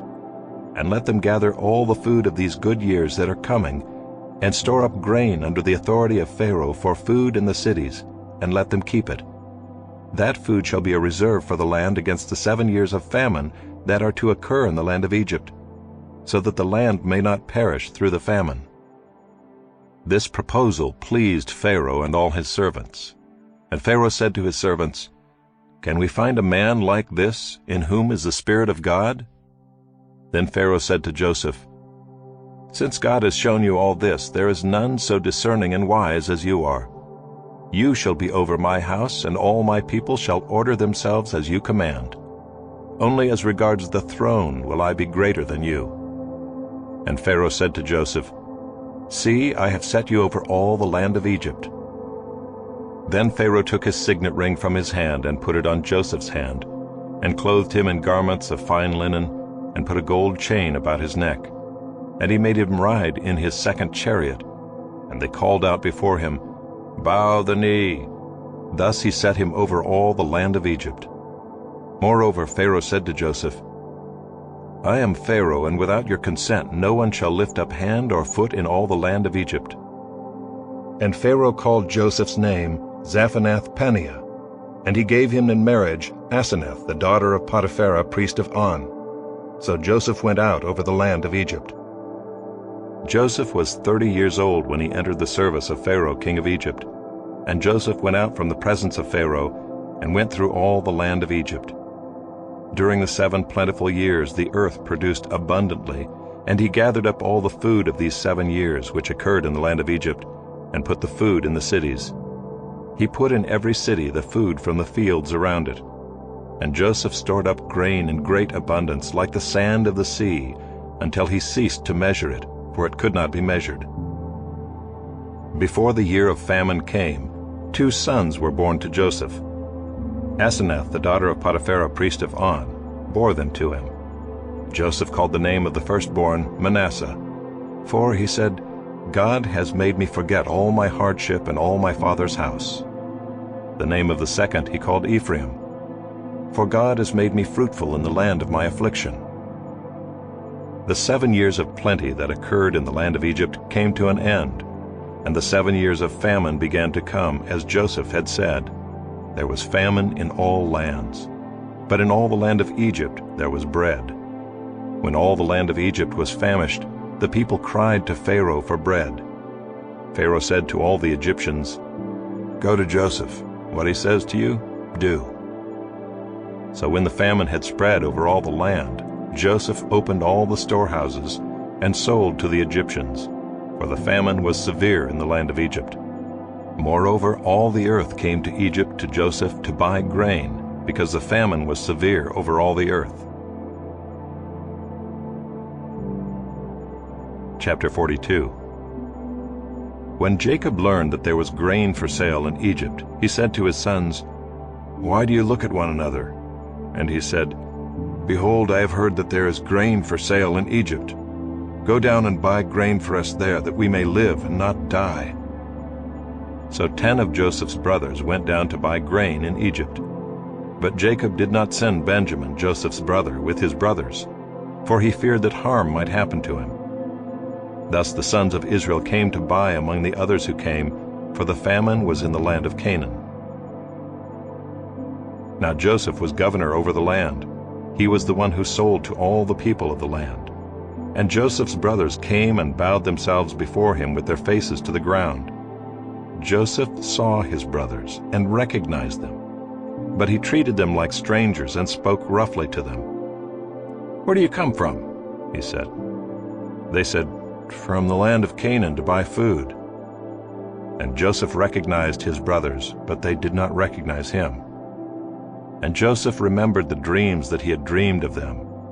And he said to them, "You are spies. You have come to see the nakedness of the land." They said to him, "No, my lord, your servants have come to buy food. We are all sons of one man. We are honest men. Your servants have never been spies." He said to them, "No, it is the nakedness of the land that you have come to see." And they said, "We, your servants, are 12 brothers, the sons of one man in the land of Canaan, and behold, the youngest is this day with our father, and one is no more." But Joseph said to them, "It is as I said to you, you are spies. By this you shall be tested. By the life of Pharaoh you shall not go from this place unless your youngest brother comes here. Send one of you, and let him bring your brother while you remain confined, that your words may be tested, whether there is truth in you. Or else, by the life of Pharaoh, surely you are spies." And he put them all together in custody for 3 days. On the 3rd day Joseph said to them, "Do this, and you will live, for I fear God. If you are honest men, let one of your brothers remain confined where you are in custody, and let the rest go and carry grain for the famine of your households. And bring your youngest brother to me. So your words will be verified, and you shall not die." And they did so.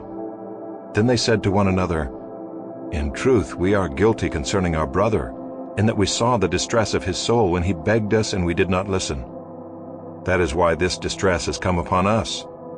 And Reuben answered them, "Did I not tell you not to sin against the boy? But you did not listen. So now there comes a reckoning for his blood." They did not know that Joseph understood them, for there was an interpreter between them.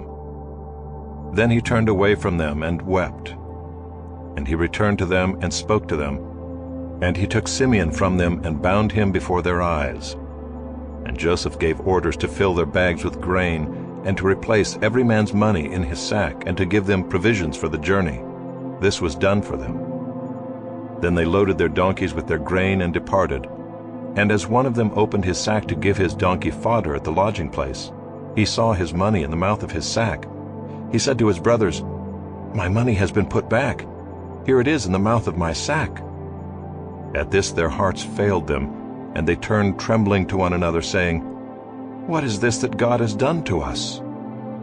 When they came to Jacob their father in the land of Canaan, they told him all that had happened to them, saying, "The man, the lord of the land, spoke roughly to us and took us to be spies of the land. But we said to him, 'We are honest men. We have never been spies. We are 12 brothers, sons of our father. One is no more, and the youngest is this day with our father in the land of Canaan.'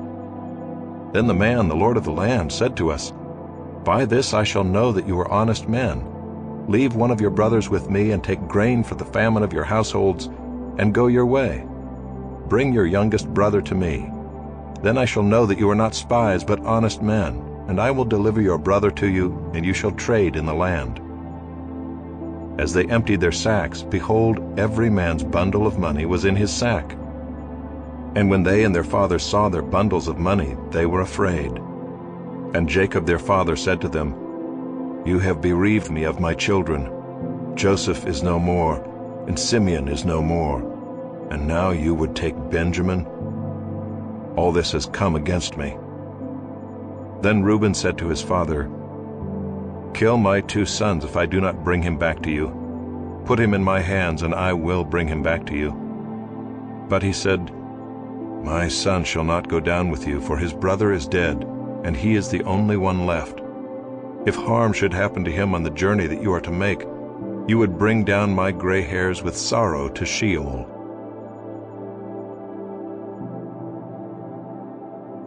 Chapter 43. Now the famine was severe in the land. And when they had eaten the grain that they had brought from Egypt, their father said to them, "Go again, buy us a little food." But Judah said to him, "The man solemnly warned us, saying, 'You shall not see my face unless your brother is with you.'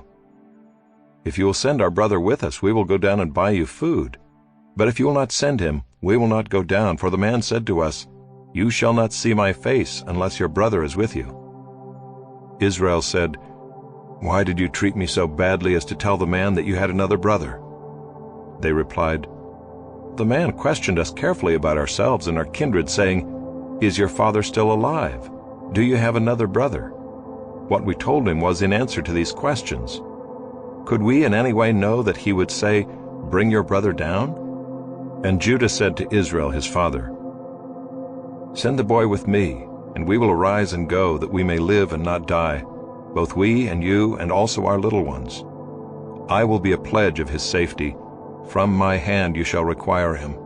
If I do not bring him back to you and set him before you, then let me bear the blame forever. If we had not delayed, we would now have returned twice." Then their father Israel said to them, "If it must be so, then do this. Take some of the choice fruits of the land in your bags, and carry a present down to the man, a little balm and a little honey, gum, myrrh, pistachio nuts, and almonds. Take double the money with you. Carry back with you the money that was returned in the mouth of your sacks. Perhaps it was an oversight. Take also your brother, and arise, go again to the man. May God Almighty grant you mercy before the man, and may he send back your other brother and Benjamin. And as for me, if I am bereaved of my children, I am bereaved." So the men took this present, and they took double the money with them, and Benjamin. They arose and went down to Egypt, and stood before Joseph. When Joseph saw Benjamin with them, he said to the steward of his house, "Bring the men into the house, and slaughter an animal and make ready, for the men are to dine with me at noon." The man did as Joseph told him, and brought the men to Joseph's house. And the men were afraid because they were brought to Joseph's house, and they said, "It is because of the money which was replaced in our sacks the first time that we are brought in, so that he may assault us and fall upon us to make us servants and seize our donkeys." So they went up to the steward of Joseph's house and spoke with him at the door of the house, and said, "Oh, my lord, we came down the first time to buy food, and when we came to the lodging place we opened our sacks, and there was each man's money in the mouth of his sack, our money in full weight. So we have brought it again with us, and we have brought other money down with us to buy food. We do not know who put our money in our sacks." He replied, "Peace to you, do not be afraid. Your God and the God of your father has put treasure in your sacks for you. I received your money." Then he brought Simeon out to them. And when the man had brought the men into Joseph's house and given them water, and they had washed their feet, and when he had given their donkeys fodder, they prepared the present for Joseph's coming at noon, for they heard that they should eat bread there. When Joseph came home, they brought into the house to him the present that they had with them, and bowed down to him to the ground. And he inquired about their welfare and said, "Is your father well, the old man of whom you spoke? Is he still alive?" They said, "Your servant our father is well, he is still alive." And they bowed their heads and prostrated themselves. And he lifted up his eyes and saw his brother Benjamin, his mother's son, and said, "Is this your youngest brother of whom you spoke to me? God be gracious to you, my son." Then Joseph hurried out, for his compassion grew warm for his brother, and he sought a place to weep. And he entered his chamber and wept there. Then he washed his face and came out, and controlling himself he said, "Serve the food." They served him by himself, and them by themselves, and the Egyptians who ate with him by themselves, because the Egyptians could not eat with the Hebrews, for that is an abomination to the Egyptians. And they sat before him, the firstborn according to his birthright, and the youngest according to his youth. And the men looked at one another in amazement. Portions were taken to them from Joseph's table, but Benjamin's portion was 5 times as much as any of theirs. And they drank and were merry with him.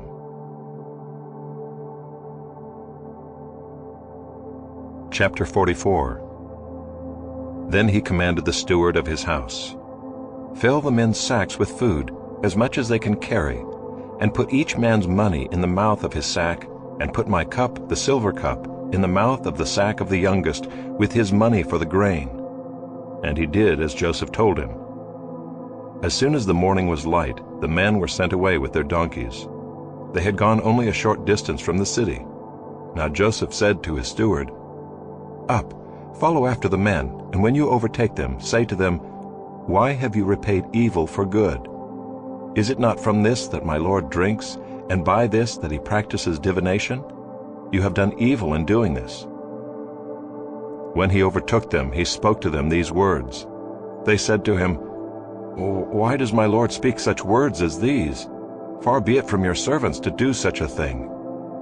Behold, the money that we found in the mouths of our sacks we brought back to you from the land of Canaan. How then could we steal silver or gold from your Lord's house? Whichever of your servants is found with it shall die, and we also will be my Lord's servants." He said, "Let it be as you say. He who is found with it shall be my servant, and the rest of you shall be innocent." Then each man quickly lowered his sack to the ground, and each man opened his sack. And he searched, beginning with the eldest and ending with the youngest. And the cup was found in Benjamin's sack. Then they tore their clothes, and every man loaded his donkey, and they returned to the city. When Judah and his brothers came to Joseph's house, he was still there. They fell before him to the ground. Joseph said to them, "What deed is this that you have done? Do you not know that a man like me can indeed practice divination?" And Judah said, "What shall we say to my Lord? What shall we speak? Or how can we clear ourselves? God has found out the guilt of your servants. Behold, we are my Lord's servants, both we and he also in whose hand the cup has been found." But he said, "Far be it from me that I should do so. Only the man in whose hand the cup was found shall be my servant. But as for you, go up in peace to your father." Then Judah went up to him and said, "Oh, my Lord, please let your servant speak a word in my Lord's ears, and let not your anger burn against your servant. For you are like Pharaoh himself. My Lord asked his servant, saying, 'Have you a father or a brother?' And we said to my Lord, 'We have a father, an old man, and a young brother, the child of his old age. His brother is dead, and he alone is left of his mother's children, and his father loves him.' Then you said to your servants, 'Bring him down to me, that I may set my eyes on him.' We said to my Lord, 'The boy cannot leave his father, for if he should leave his father would die.' Then you said to your servants, 'Unless your youngest brother comes down with you, you shall not see my face again.' When we went back to your servant my father, we told him the words of my Lord. And when our father said, 'Go again, buy us a little food,' we said, 'We cannot go down. If our youngest brother goes with us, then we will go down, for we cannot see the man's face unless our youngest brother is with us.' Then your servant my father said to us, 'You know that my wife bore me 2 sons. One left me, and I said, Surely he has been torn to pieces, and I have never seen him since. If you take this one also from me, and harm happens to him, you will bring down my gray hairs in evil to Sheol. Now therefore, as soon as I come to your servant my father, and the boy is not with us, then as his life is bound up in the boy's life, as soon as he sees that the boy is not with us, he will die, and your servants will bring down the gray hairs of your servant our father with sorrow to Sheol. For your servant became a pledge of safety for the boy to my father, saying, If I do not bring him back to you, then I shall bear the blame before my father all my life. Now therefore, please let your servant remain instead of the boy as a servant to my lord, and let the boy go back with his brothers. For how can I go back to my father if the boy is not with me? I fear to see the evil that would find my father." Chapter 45. Then Joseph could not control himself before all those who stood by him. He cried, "Make everyone go out from me." So no one stayed with him when Joseph made himself known to his brothers. And he wept aloud, so that the Egyptians heard it, and the household of Pharaoh heard it. And Joseph said to his brothers, "I am Joseph. Is my father still alive?" But his brothers could not answer him, for they were dismayed at his presence. So Joseph said to his brothers, "Come near to me, please." And they came near. And he said, "I am your brother, Joseph, whom you sold into Egypt. And now do not be distressed or angry with yourselves because you sold me here, for God sent me before you to preserve life. For the famine has been in the land these 2 years, and there are yet 5 years in which there will be neither plowing nor harvest. And God sent me before you to preserve for you a remnant on earth, and to keep alive for you many survivors. So it was not you who sent me here, but God. He has made me a father to Pharaoh, and lord of all his house, and ruler over all the land of Egypt. Hurry and go up to my father, and say to him, 'Thus says your son Joseph, God has made me lord of all Egypt. Come down to me, do not tarry. You shall dwell in the land of Goshen, and you shall be near me, you and your children, and your children's children, and your flocks, your herds, and all that you have. There I will provide for you, for there are yet 5 years of famine to come, so that you and your household and all that you have do not come to poverty. And now your eyes see, and the eyes of my brother Benjamin see, that it is my mouth that speaks to you. You must tell my father of all my honor in Egypt, and of all that you have seen. Hurry and bring my father down here." Then he fell upon his brother Benjamin's neck and wept, and Benjamin wept upon his neck. And he kissed all his brothers and wept upon them. After that his brothers talked with him. When the report was heard in Pharaoh's house, "Joseph's brothers have come," it pleased Pharaoh and his servants. And Pharaoh said to Joseph, "Say to your brothers, do this: load your beasts and go back to the land of Canaan, and take your father and your households and come to me, and I will give you the best of the land of Egypt, and you shall eat the fat of the land. And you, Joseph, are commanded to say, 'Do this, take wagons from the land of Egypt for your little ones and for your wives, and bring your father, and come. Have no concern for your goods, for the best of all the land of Egypt is yours.' The sons of Israel did so, and Joseph gave them wagons according to the command of Pharaoh, and gave them provisions for the journey. To each and all of them he gave a change of clothes, but to Benjamin he gave 300 shekels of silver and 5 changes of clothes. To his father he sent as follows: 10 donkeys loaded with the good things of Egypt, and 10 female donkeys loaded with grain, bread, and provision for his father on the journey. Then he sent his brothers away, and as they departed he said to them, 'Do not quarrel on the way.' So they went up out of Egypt and came to the land of Canaan to their father Jacob. And they told him, 'Joseph is still alive, and he is ruler over all the land of Egypt.' And his heart became numb, for he did not believe them. But when they told him all the words of Joseph which he had said to them, and when he saw the wagons that Joseph had sent to carry him, the spirit of their father Jacob revived. And Israel said, 'It is enough. Joseph my son is still alive. I will go and see him before I die.'"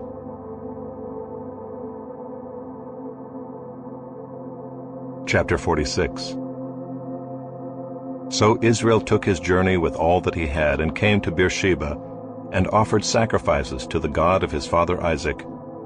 And God spoke to Israel in visions of the night, and said, "Jacob, Jacob." And he said, "Here I am." Then he said, I am God, the God of your father. Do not be afraid to go down to Egypt, for there I will make you into a great nation. I myself will go down with you to Egypt, and I will also bring you up again, and Joseph's hand shall close your eyes." Then Jacob set out from Beersheba. The sons of Israel carried Jacob their father, their little ones, and their wives in the wagons that Pharaoh had sent to carry him. They also took their livestock and their goods which they had gained in the land of Canaan, and came into Egypt, Jacob and all his offspring with him, his sons and his sons' sons with him, his daughters and his sons' daughters. All his offspring he brought with him into Egypt.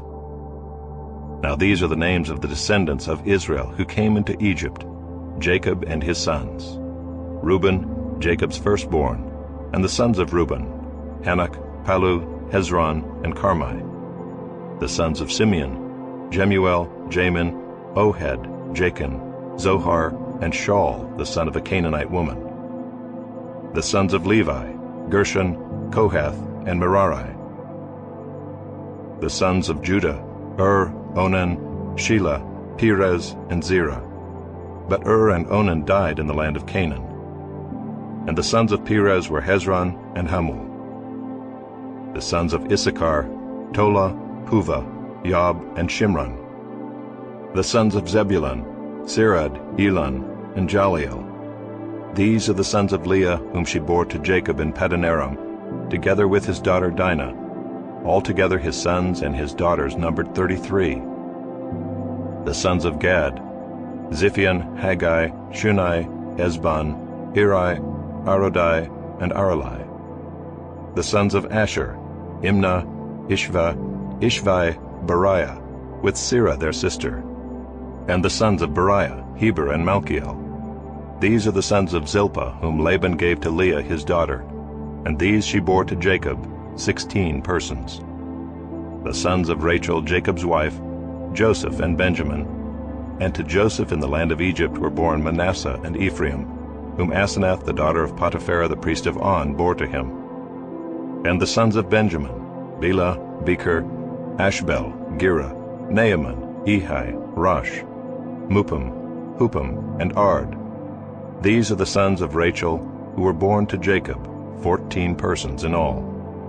The son of Dan, Hushim. The sons of Naphtali, Jaziel, Guni, Jezer, and Shillem. These are the sons of Bilhah, whom Laban gave to Rachel his daughter, and these she bore to Jacob, 7 persons in all. All the persons belonging to Jacob who came into Egypt, who were his own descendants, not including Jacob's sons' wives, were 66 persons in all. And the sons of Joseph, who were born to him in Egypt, were 2. All the persons of the house of Jacob who came into Egypt were 70. He had sent Judah ahead of him to Joseph to show the way before him in Goshen, and they came into the land of Goshen.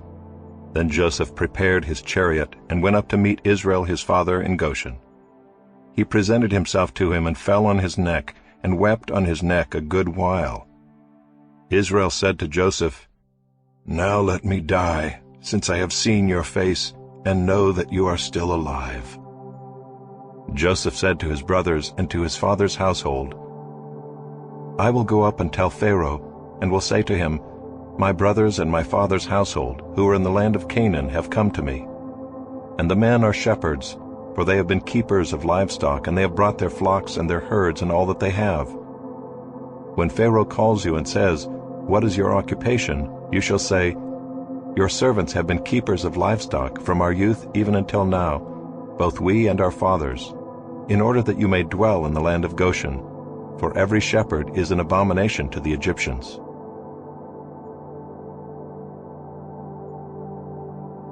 Chapter 47. So Joseph went in and told Pharaoh, "My father and my brothers, with their flocks and herds and all that they possess, have come from the land of Canaan. They are now in the land of Goshen." And from among his brothers he took 5 men and presented them to Pharaoh. Pharaoh said to his brothers, "What is your occupation?" And they said to Pharaoh, "Your servants are shepherds, as our fathers were." They said to Pharaoh, "We have come to sojourn in the land, for there is no pasture for your servants' flocks, for the famine is severe in the land of Canaan." And now please let your servants dwell in the land of Goshen." Then Pharaoh said to Joseph, "Your father and your brothers have come to you. The land of Egypt is before you. Settle your father and your brothers in the best of the land. Let them settle in the land of Goshen. And if you know any able men among them, put them in charge of my livestock." Then Joseph brought in Jacob his father and stood him before Pharaoh, and Jacob blessed Pharaoh. And Pharaoh said to Jacob, "How many are the days of the years of your life?" And Jacob said to Pharaoh, "The days of the years of my sojourning are 130 years. Few and evil have been the days of the years of my life, and they have not attained to the days of the years of the life of my fathers in the days of their sojourning." And Jacob blessed Pharaoh and went out from the presence of Pharaoh. Then Joseph settled his father and his brothers and gave them a possession in the land of Egypt, in the best of the land, in the land of Ramesses, as Pharaoh had commanded. And Joseph provided his father, his brothers, and all his father's household with food, according to the number of their dependents. Now there was no food in all the land, for the famine was very severe, so that the land of Egypt and the land of Canaan languished by reason of the famine. And Joseph gathered up all the money that was found in the land of Egypt and in the land of Canaan, in exchange for the grain that they bought. And Joseph brought the money into Pharaoh's house. And when the money was all spent in the land of Egypt and in the land of Canaan, all the Egyptians came to Joseph and said, "Give us food. Why should we die before your eyes? For our money is gone." And Joseph answered, "Give your livestock, and I will give you food in exchange for your livestock, if your money is gone." So they brought their livestock to Joseph, and Joseph gave them food in exchange for the horses, the flocks, the herds, and the donkeys. He supplied them with food in exchange for all their livestock that year. And when that year was ended, they came to him the following year and said to him, "We will not hide from my lord that our money is all spent. The herds of livestock are my lord's. There is nothing left in the sight of my lord but our bodies and our land. Why should we die before your eyes, both we and our land? Buy us and our land for food, and we with our land will be servants to Pharaoh. And give us seed that we may live and not die, and that the land may not be desolate." So Joseph bought all the land of Egypt for Pharaoh, for all the Egyptians sold their fields, because the famine was severe on them. The land became Pharaoh's. As for the people, he made servants of them from one end of Egypt to the other. Only the land of the priests he did not buy, for the priests had a fixed allowance from Pharaoh and lived on the allowance that Pharaoh gave them. Therefore they did not sell their land. Then Joseph said to the people, "Behold, I have this day bought you and your land for Pharaoh. Now here is seed for you, and you shall sow the land. And at the harvest you shall give a fifth to Pharaoh, and 4/5 shall be your own, as seed for the field, and as food for yourselves and your households, and as food for your little ones." And they said, "You have saved our lives. May it please my lord, we will be servants to Pharaoh." So Joseph made it a statute concerning the land of Egypt, and it stands to this day, that Pharaoh should have the fifth. The land of the priests alone did not become Pharaoh's. Thus Israel settled in the land of Egypt, in the land of Goshen, and they gained possessions in it, and were fruitful and multiplied greatly. And Jacob lived in the land of Egypt 17 years. So the days of Jacob, the years of his life, were 147 years. And when the time drew near that Israel must die, he called his son Joseph and said to him, "If now I have found favor in your sight, put your hand under my thigh and promise to deal kindly and truly with me. Do not bury me in Egypt, but let me lie with my fathers. Carry me out of Egypt and bury me in their burying place." He answered, "I will do as you have said." And he said, "Swear to me." And he swore to him. Then Israel bowed himself upon the head of his bed.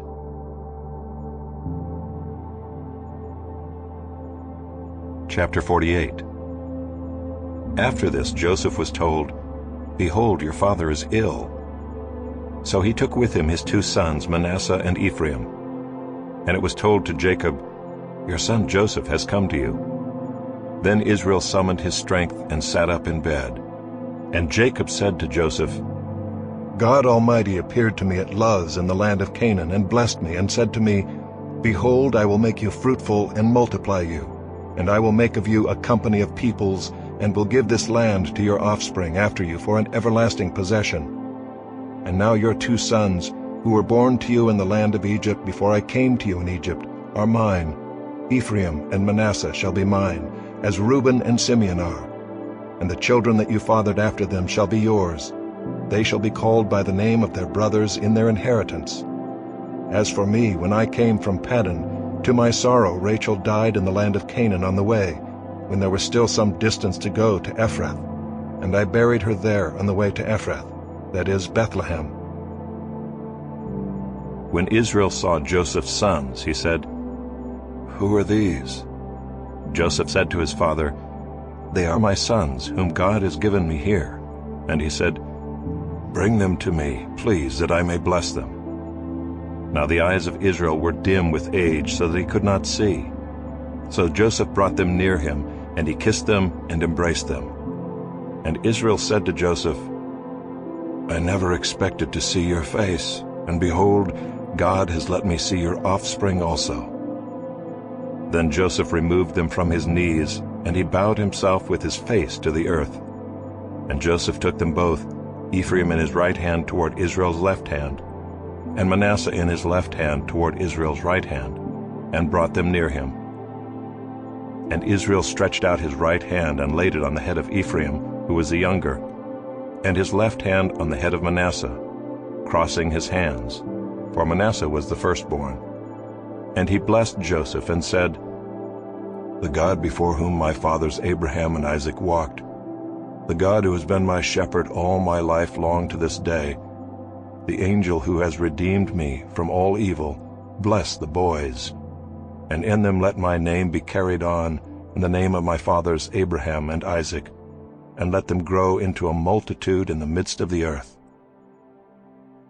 When Joseph saw that his father laid his right hand on the head of Ephraim, it displeased him, and he took his father's hand to move it from Ephraim's head to Manasseh's head. And Joseph said to his father, Not this way, my father, since this one is the firstborn. Put your right hand on his head.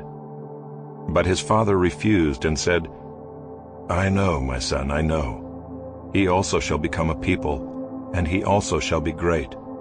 Nevertheless, his younger brother shall be greater than he, and his offspring shall become a multitude of nations. So he blessed them that day, saying, By you Israel will pronounce blessing, saying, God make you as Ephraim and as Manasseh. Thus he put Ephraim before Manasseh. Then Israel said to Joseph, Behold, I am about to die, but God will be with you and will bring you again to the land of your fathers. Moreover, I have given to you, rather than to your brothers, one mountain slope that I took from the hand of the Amorites with my sword and with my bow.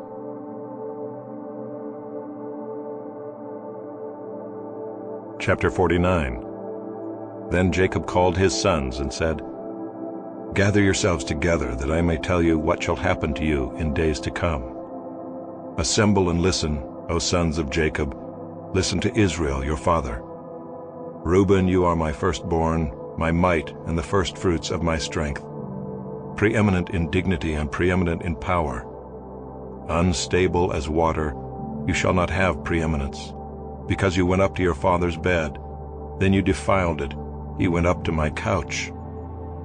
Simeon and Levi are brothers, weapons of violence are their swords. Let my soul come not into their counsel. O my glory, be not joined to their company.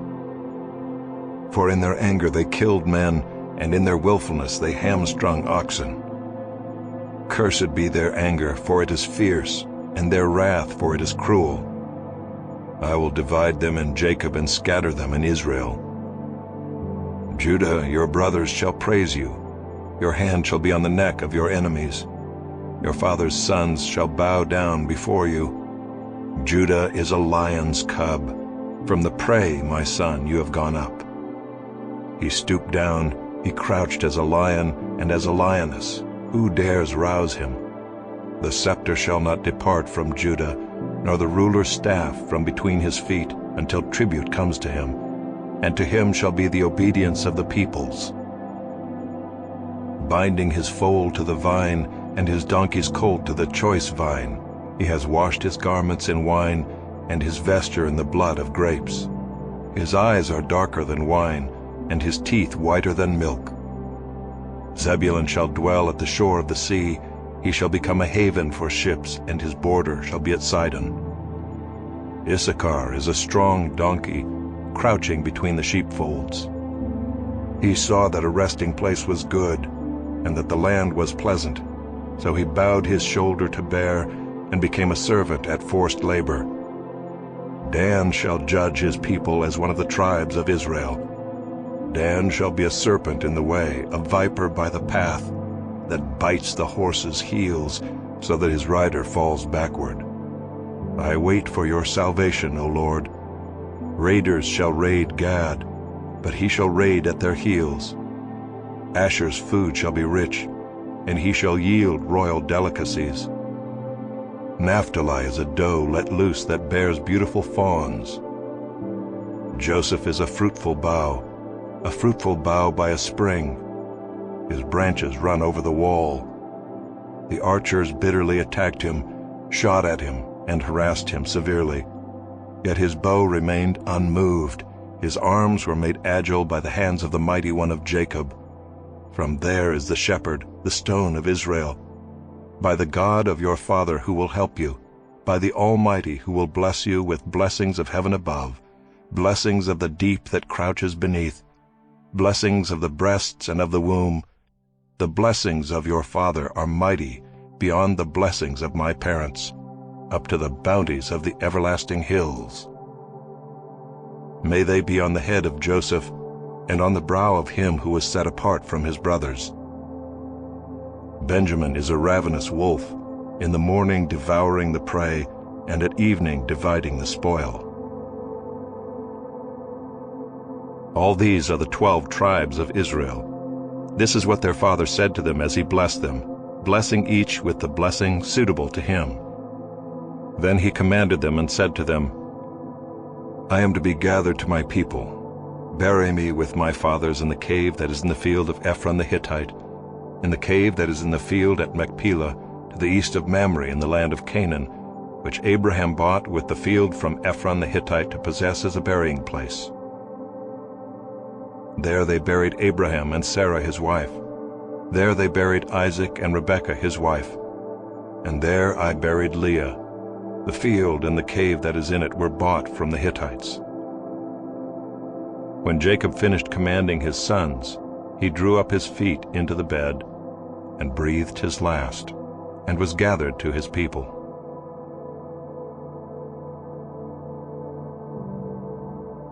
Chapter 50. Then Joseph fell on his father's face, and wept over him and kissed him. And Joseph commanded his servants, the physicians, to embalm his father. So the physicians embalmed Israel. 40 days were required for it, for that is how many are required for embalming. And the Egyptians wept for him 70 days. And when the days of weeping for him were past, Joseph spoke to the household of Pharaoh, saying, If now I have found favor in your eyes, please speak in the ears of Pharaoh, saying, My father made me swear, saying, I am about to die. In my tomb that I hewed out for myself in the land of Canaan, there shall you bury me. Now therefore let me please go up and bury my father, then I will return. And Pharaoh answered, Go up and bury your father as he made you swear. So Joseph went up to bury his father. With him went up all the servants of Pharaoh, the elders of his household, and all the elders of the land of Egypt, as well as all the household of Joseph, his brothers, and his father's household. Only their children, their flocks, and their herds were left in the land of Goshen. And there went up with him both chariots and horsemen. It was a very great company. When they came to the threshing floor of Atad, which is beyond the Jordan, they lamented there with a very great and grievous lamentation. And he made a mourning for his father 7 days. When the inhabitants of the land, the Canaanites, saw the mourning on the threshing floor of Atad, they said, This is a grievous mourning by the Egyptians. Therefore the place was named Abel Mizraim. It is beyond the Jordan. Thus his sons did for him as he had commanded them. for his sons carried him to the land of Canaan and buried him in the cave of the field at Machpelah to the east of Mamre, which Abraham bought with the field from Ephron the Hittite to possess as a burying place. After he had buried his father, Joseph returned to Egypt with his brothers and all who had gone up with him to bury his father. When Joseph's brothers saw that their father was dead, they said, "It may be that Joseph will hate us and pay us back for all the evil that we did to him." So they sent a message to Joseph, saying, "Your father gave this command before he died. Say to Joseph, 'Please forgive the transgression of your brothers and their sin, because they did evil to you. And now please forgive the transgression of the servants of the God of your father.'" Joseph wept when they spoke to him. His brothers also came and fell down before him and said, "Behold, we are your servants." But Joseph said to them, "Do not fear, for am I in the place of God? As for you, you meant evil against me, but God meant it for good, to bring it about that many people should be kept alive as they are today. So do not fear. I will provide for you and your little ones." Thus he comforted them and spoke kindly to them. So Joseph remained in Egypt, he and his father's house. Joseph lived 110 years. And Joseph saw Ephraim's children of the third generation. The children also of Machir the son of Manasseh were counted as Joseph's own. And Joseph said to his brothers, "I am about to die, but God will visit you and bring you up out of this land, to the land that he swore to Abraham, to Isaac, and to Jacob." Then Joseph made the sons of Israel swear, saying, "God will surely visit you, and you shall carry up my bones from here." So Joseph died, being 110 years old. They embalmed him, and he was put in a coffin in Egypt.